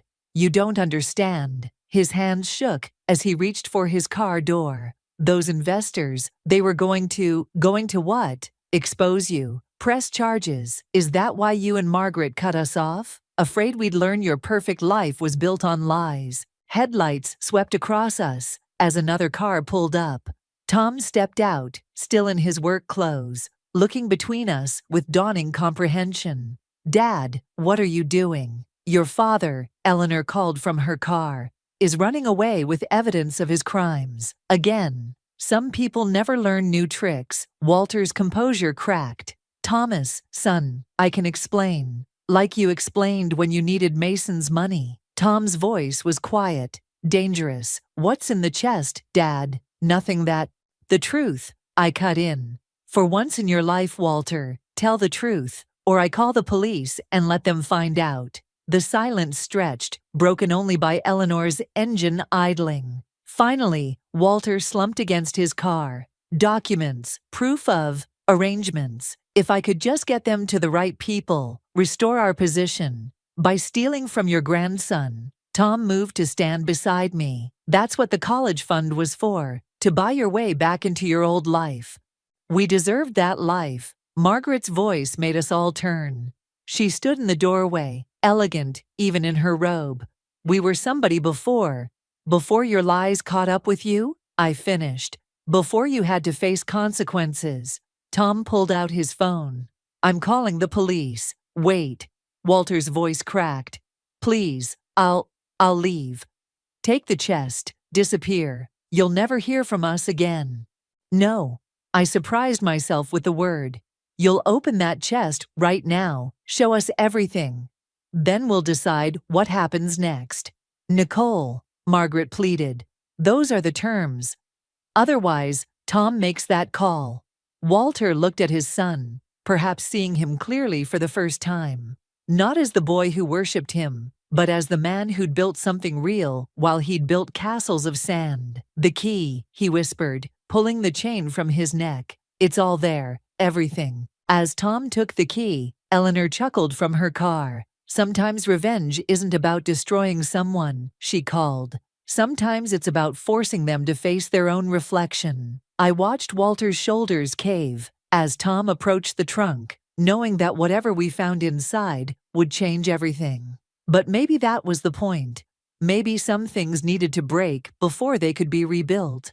The documents spread across our kitchen table like a map of betrayal. Bank statements, forged signatures, offshore accounts. Walter's life's work laid bare under the harsh fluorescent lights. Tom hadn't spoken in 20 minutes, just kept methodically sorting through papers, while Margaret sobbed quietly in the corner. These people, Tom finally said, holding up a list of names. They lost everything. Walter straightened his shoulders. They knew the risks. Did they?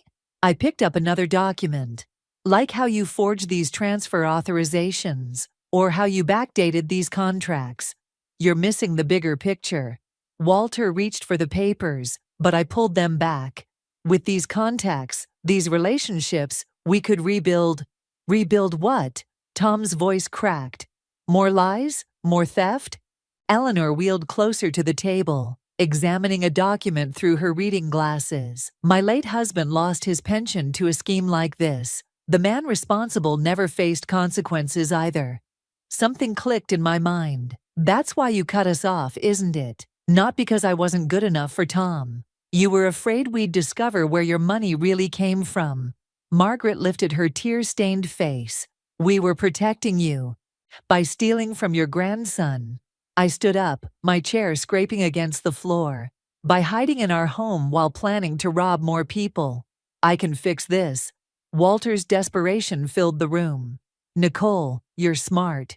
You understand systems, organization. Help me sort these documents. Create a new strategy. Are you seriously? Tom started, but I held up my hand. Go on, Walter. He leaned forward, energy returning to his voice. These investors, they're still out there. With your skills, we could restructure the proposals, make everything legitimate this time.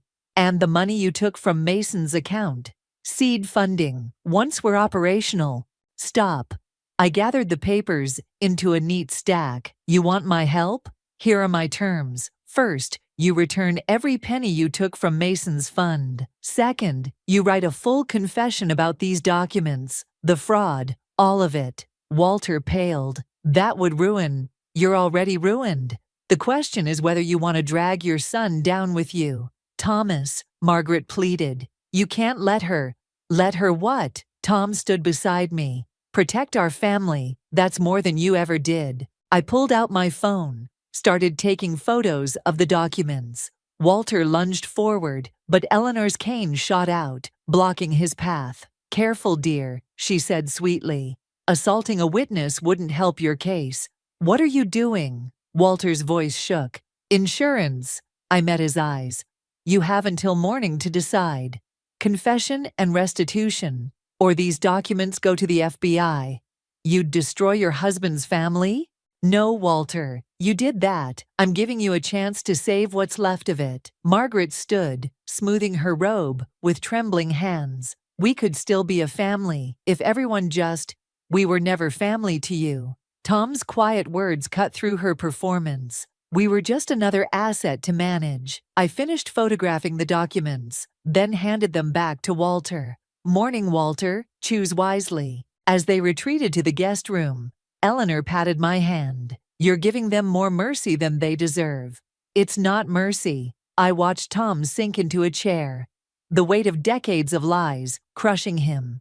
It's a chance for them to finally do one honest thing. And if they refuse, I thought of Mason, working part-time between classes, believing in the future we'd promised him. Thought of Tom, living with his parents' rejection all these years, without knowing the real reason. Then they learn what real consequences feel like. Tom looked up at me, his eyes clearing. Whatever they choose, we face it together this time. I squeezed his shoulder, hearing Walter and Margaret's urgent whispers from behind the guest room door. By morning, we'd know if they were capable of change, or if revenge would wear the face of justice. Eleanor started humming again as she wheeled toward the living room. The truth, she called over her shoulder, has a way of setting everyone free, whether they want it or not. Morning brought only silence from the guest room. No confession, no restitution, just an empty space where Walter and Margaret's car should have been. And a note on the kitchen counter.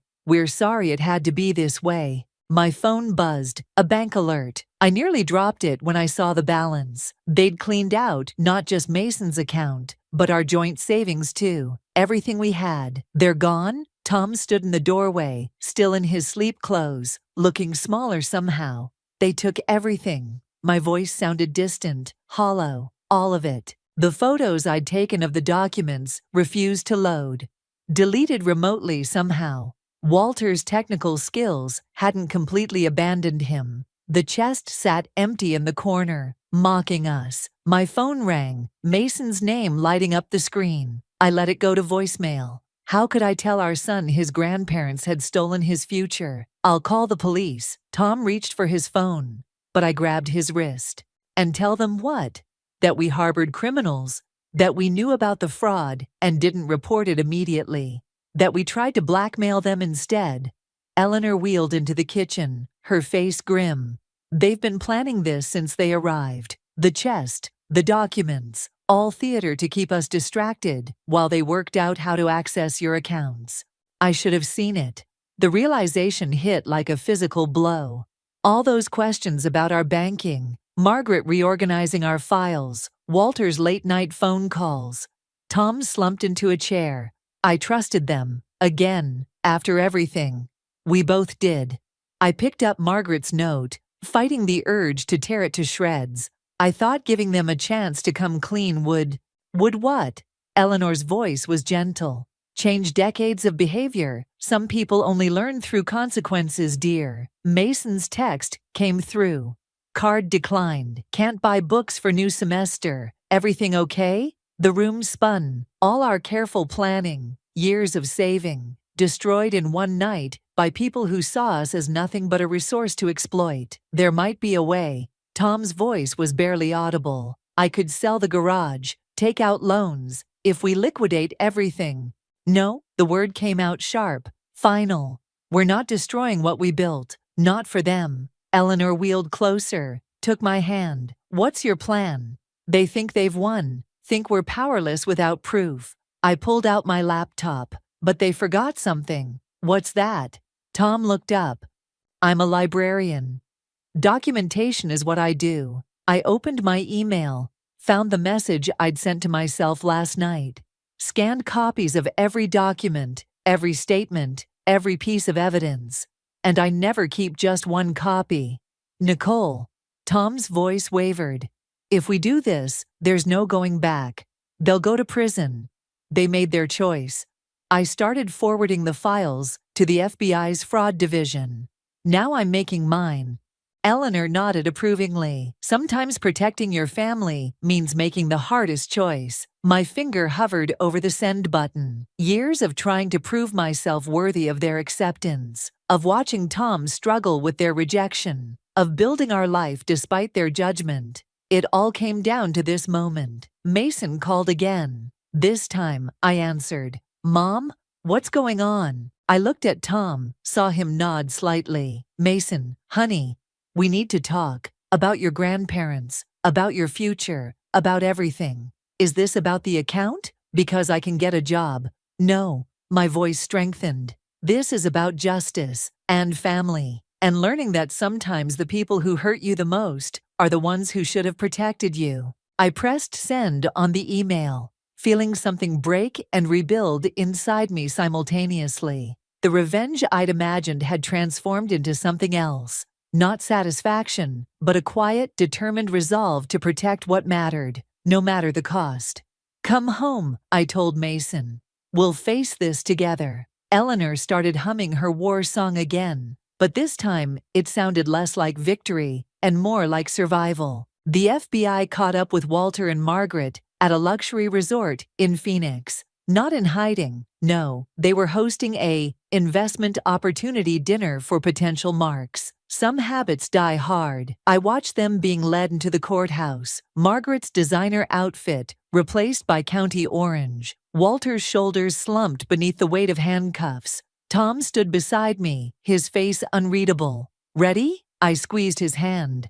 They're still my parents. That's why we're here. The courtroom felt smaller than I'd imagined. Walter and Margaret's eyes widened when they saw us. A flash of something. Shame? Fear? Crossing their faces before their masks slipped back into place. Nicole. Walter's voice cracked as we approached. We can explain. Save it for the judge.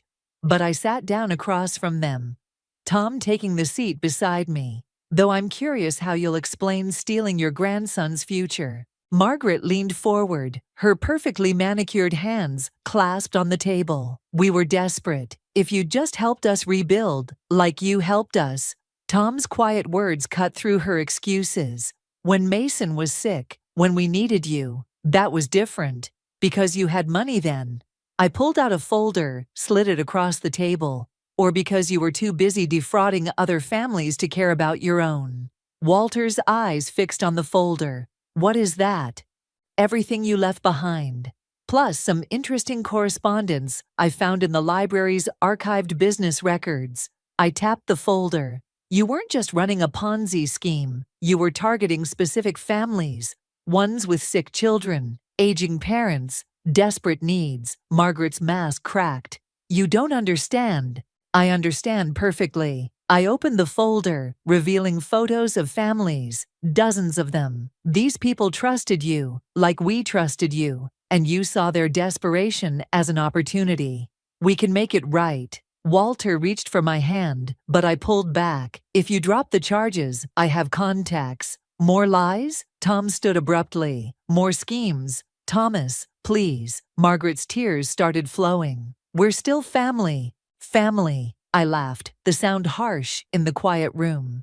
Family doesn't steal from family. Family doesn't manipulate and lie and what? Walter's voice hardened. Judge us? After you set us up, trapped us with those photos, forced our hand. You trapped yourselves. Eleanor's voice made us all turn. She wheeled forward from where she'd been waiting quietly. Nicole just gave you enough rope to do it. Who's this? Margaret sniffed. Eleanor Jenkins. My grandmother smiled coldly. Remember that pension fund you emptied in '95? My husband's name was on it. He died thinking he'd failed to provide for his family. Walter paled. That wasn't personal. None of it was personal, was it? I stood, gathering the folder. Just business, opportunities, the same excuses you've always used to justify destroying lives. The prosecutor offered a deal. Tom finally spoke again. Full confession, return of assets, reduced sentence. You'd let us go to prison. Margaret's voice rose. Your own parents? No, I met their eyes.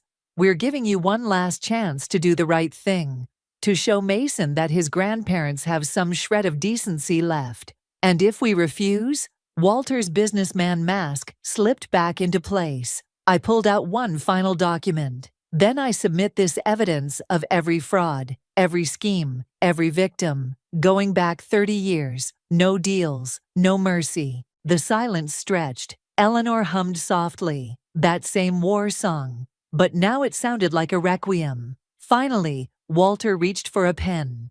You've won, Nicole. Are you happy? This isn't about winning. I watched him sign the confession. It's about justice. And maybe somewhere in there, redemption. As we left the courthouse, Tom stopped me. Was it worth it, using their own tactics against them?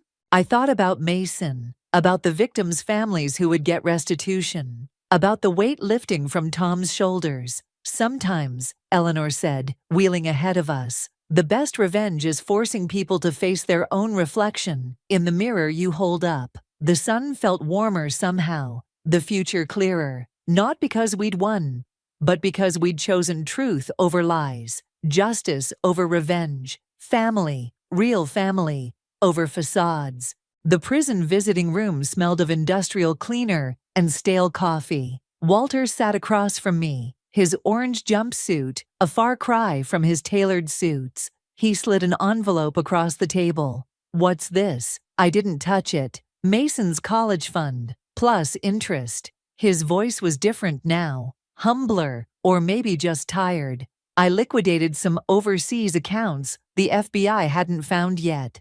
Why? Because you were right. He glanced at the guard, then back to me. About everything.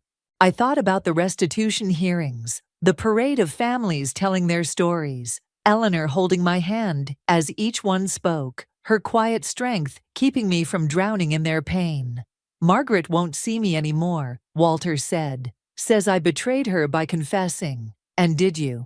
No. He smiled slightly. I betrayed her by believing we were above consequences, by thinking our name meant more than our actions. I picked up the envelope, felt its weight. Mason's graduating next month, top of his class. I know, I read about it in the alumni newsletter. Pride and regret warred in his voice. He's everything we pretended to be, successful, respected, honest. He asks about you sometimes. Walter's hands trembled. What do you tell him? The truth. That his grandparents made mistakes, but they're trying to make amends. Are we? He leaned forward. Or am I just trying to buy back what I lost? I stood, tucking the envelope into my bag. That's something you'll have to figure out during your sentence. Nicole, his voice stopped me. That chest, did you ever wonder what else was in it? Does it matter? There was a photo from Thomas's wedding day. I used to take it out sometimes, look at how happy he was, how much we lost by being too proud to accept his choices. He cleared his throat. You were beautiful that day. Goodbye, Walter. Outside, Tom waited by the car. How'd it go? I handed him the envelope. He's different, smaller. Mom's still refusing visits, says she'll die before admitting she was wrong. He opened the envelope, eyes widening. This is For Mason, from the grandfather who's trying to learn what family really means. Eleanor was waiting at home, Mason helping her prepare dinner. The house smelled of her famous pot roast, the same recipe she'd taught me when Tom and I first married, when we were too poor for anything but tough cuts of meat. "Well?" she asked as we entered. I hung up my coat, remembering the empty corner where Walter's chest had sat. We'd donated it to the library's historical collection, a reminder that some treasures are worthless, and some wounds can become wisdom. "He's healing," I said. "Or trying to." Mason looked up from chopping vegetables. "Think they'll ever understand what they lost?" "Margaret won't," Tom answered. "But Dad, maybe." Eleanor wheeled to the table, arranging plates with precise movements. "Revenge is easy," she said. "Redemption takes courage." I watched my family, the one we'd built, not the one we'd inherited, moving around the kitchen in comfortable harmony. The weight of Walter's choices, Margaret's pride, and my own anger felt lighter somehow. "Mom?" Mason held out a stack of plates. "Help me set the table." As I took them, I noticed he was using Margaret's expensive china, the set she'd left behind in her rush to escape. We'd kept it not as a trophy, but as a reminder that value isn't in things, but in how we use them. "Perfect for family dinner," I said. Eleanor started humming her war song, but this time it sounded different, not like victory, or survival, or revenge, but like healing, like forgiveness. Not for them, maybe, but for us. Tom caught my eye across the kitchen and smiled. The real smile. The one that had made me fall in love with him, despite his family's disapproval. In it, I saw everything we'd protected, everything we'd built, everything we'd become. Sometimes, the best revenge isn't revenge at all. Sometimes, it's simply living well, loving deeply, and leaving the door open just enough for redemption to find its way home. If it ever does.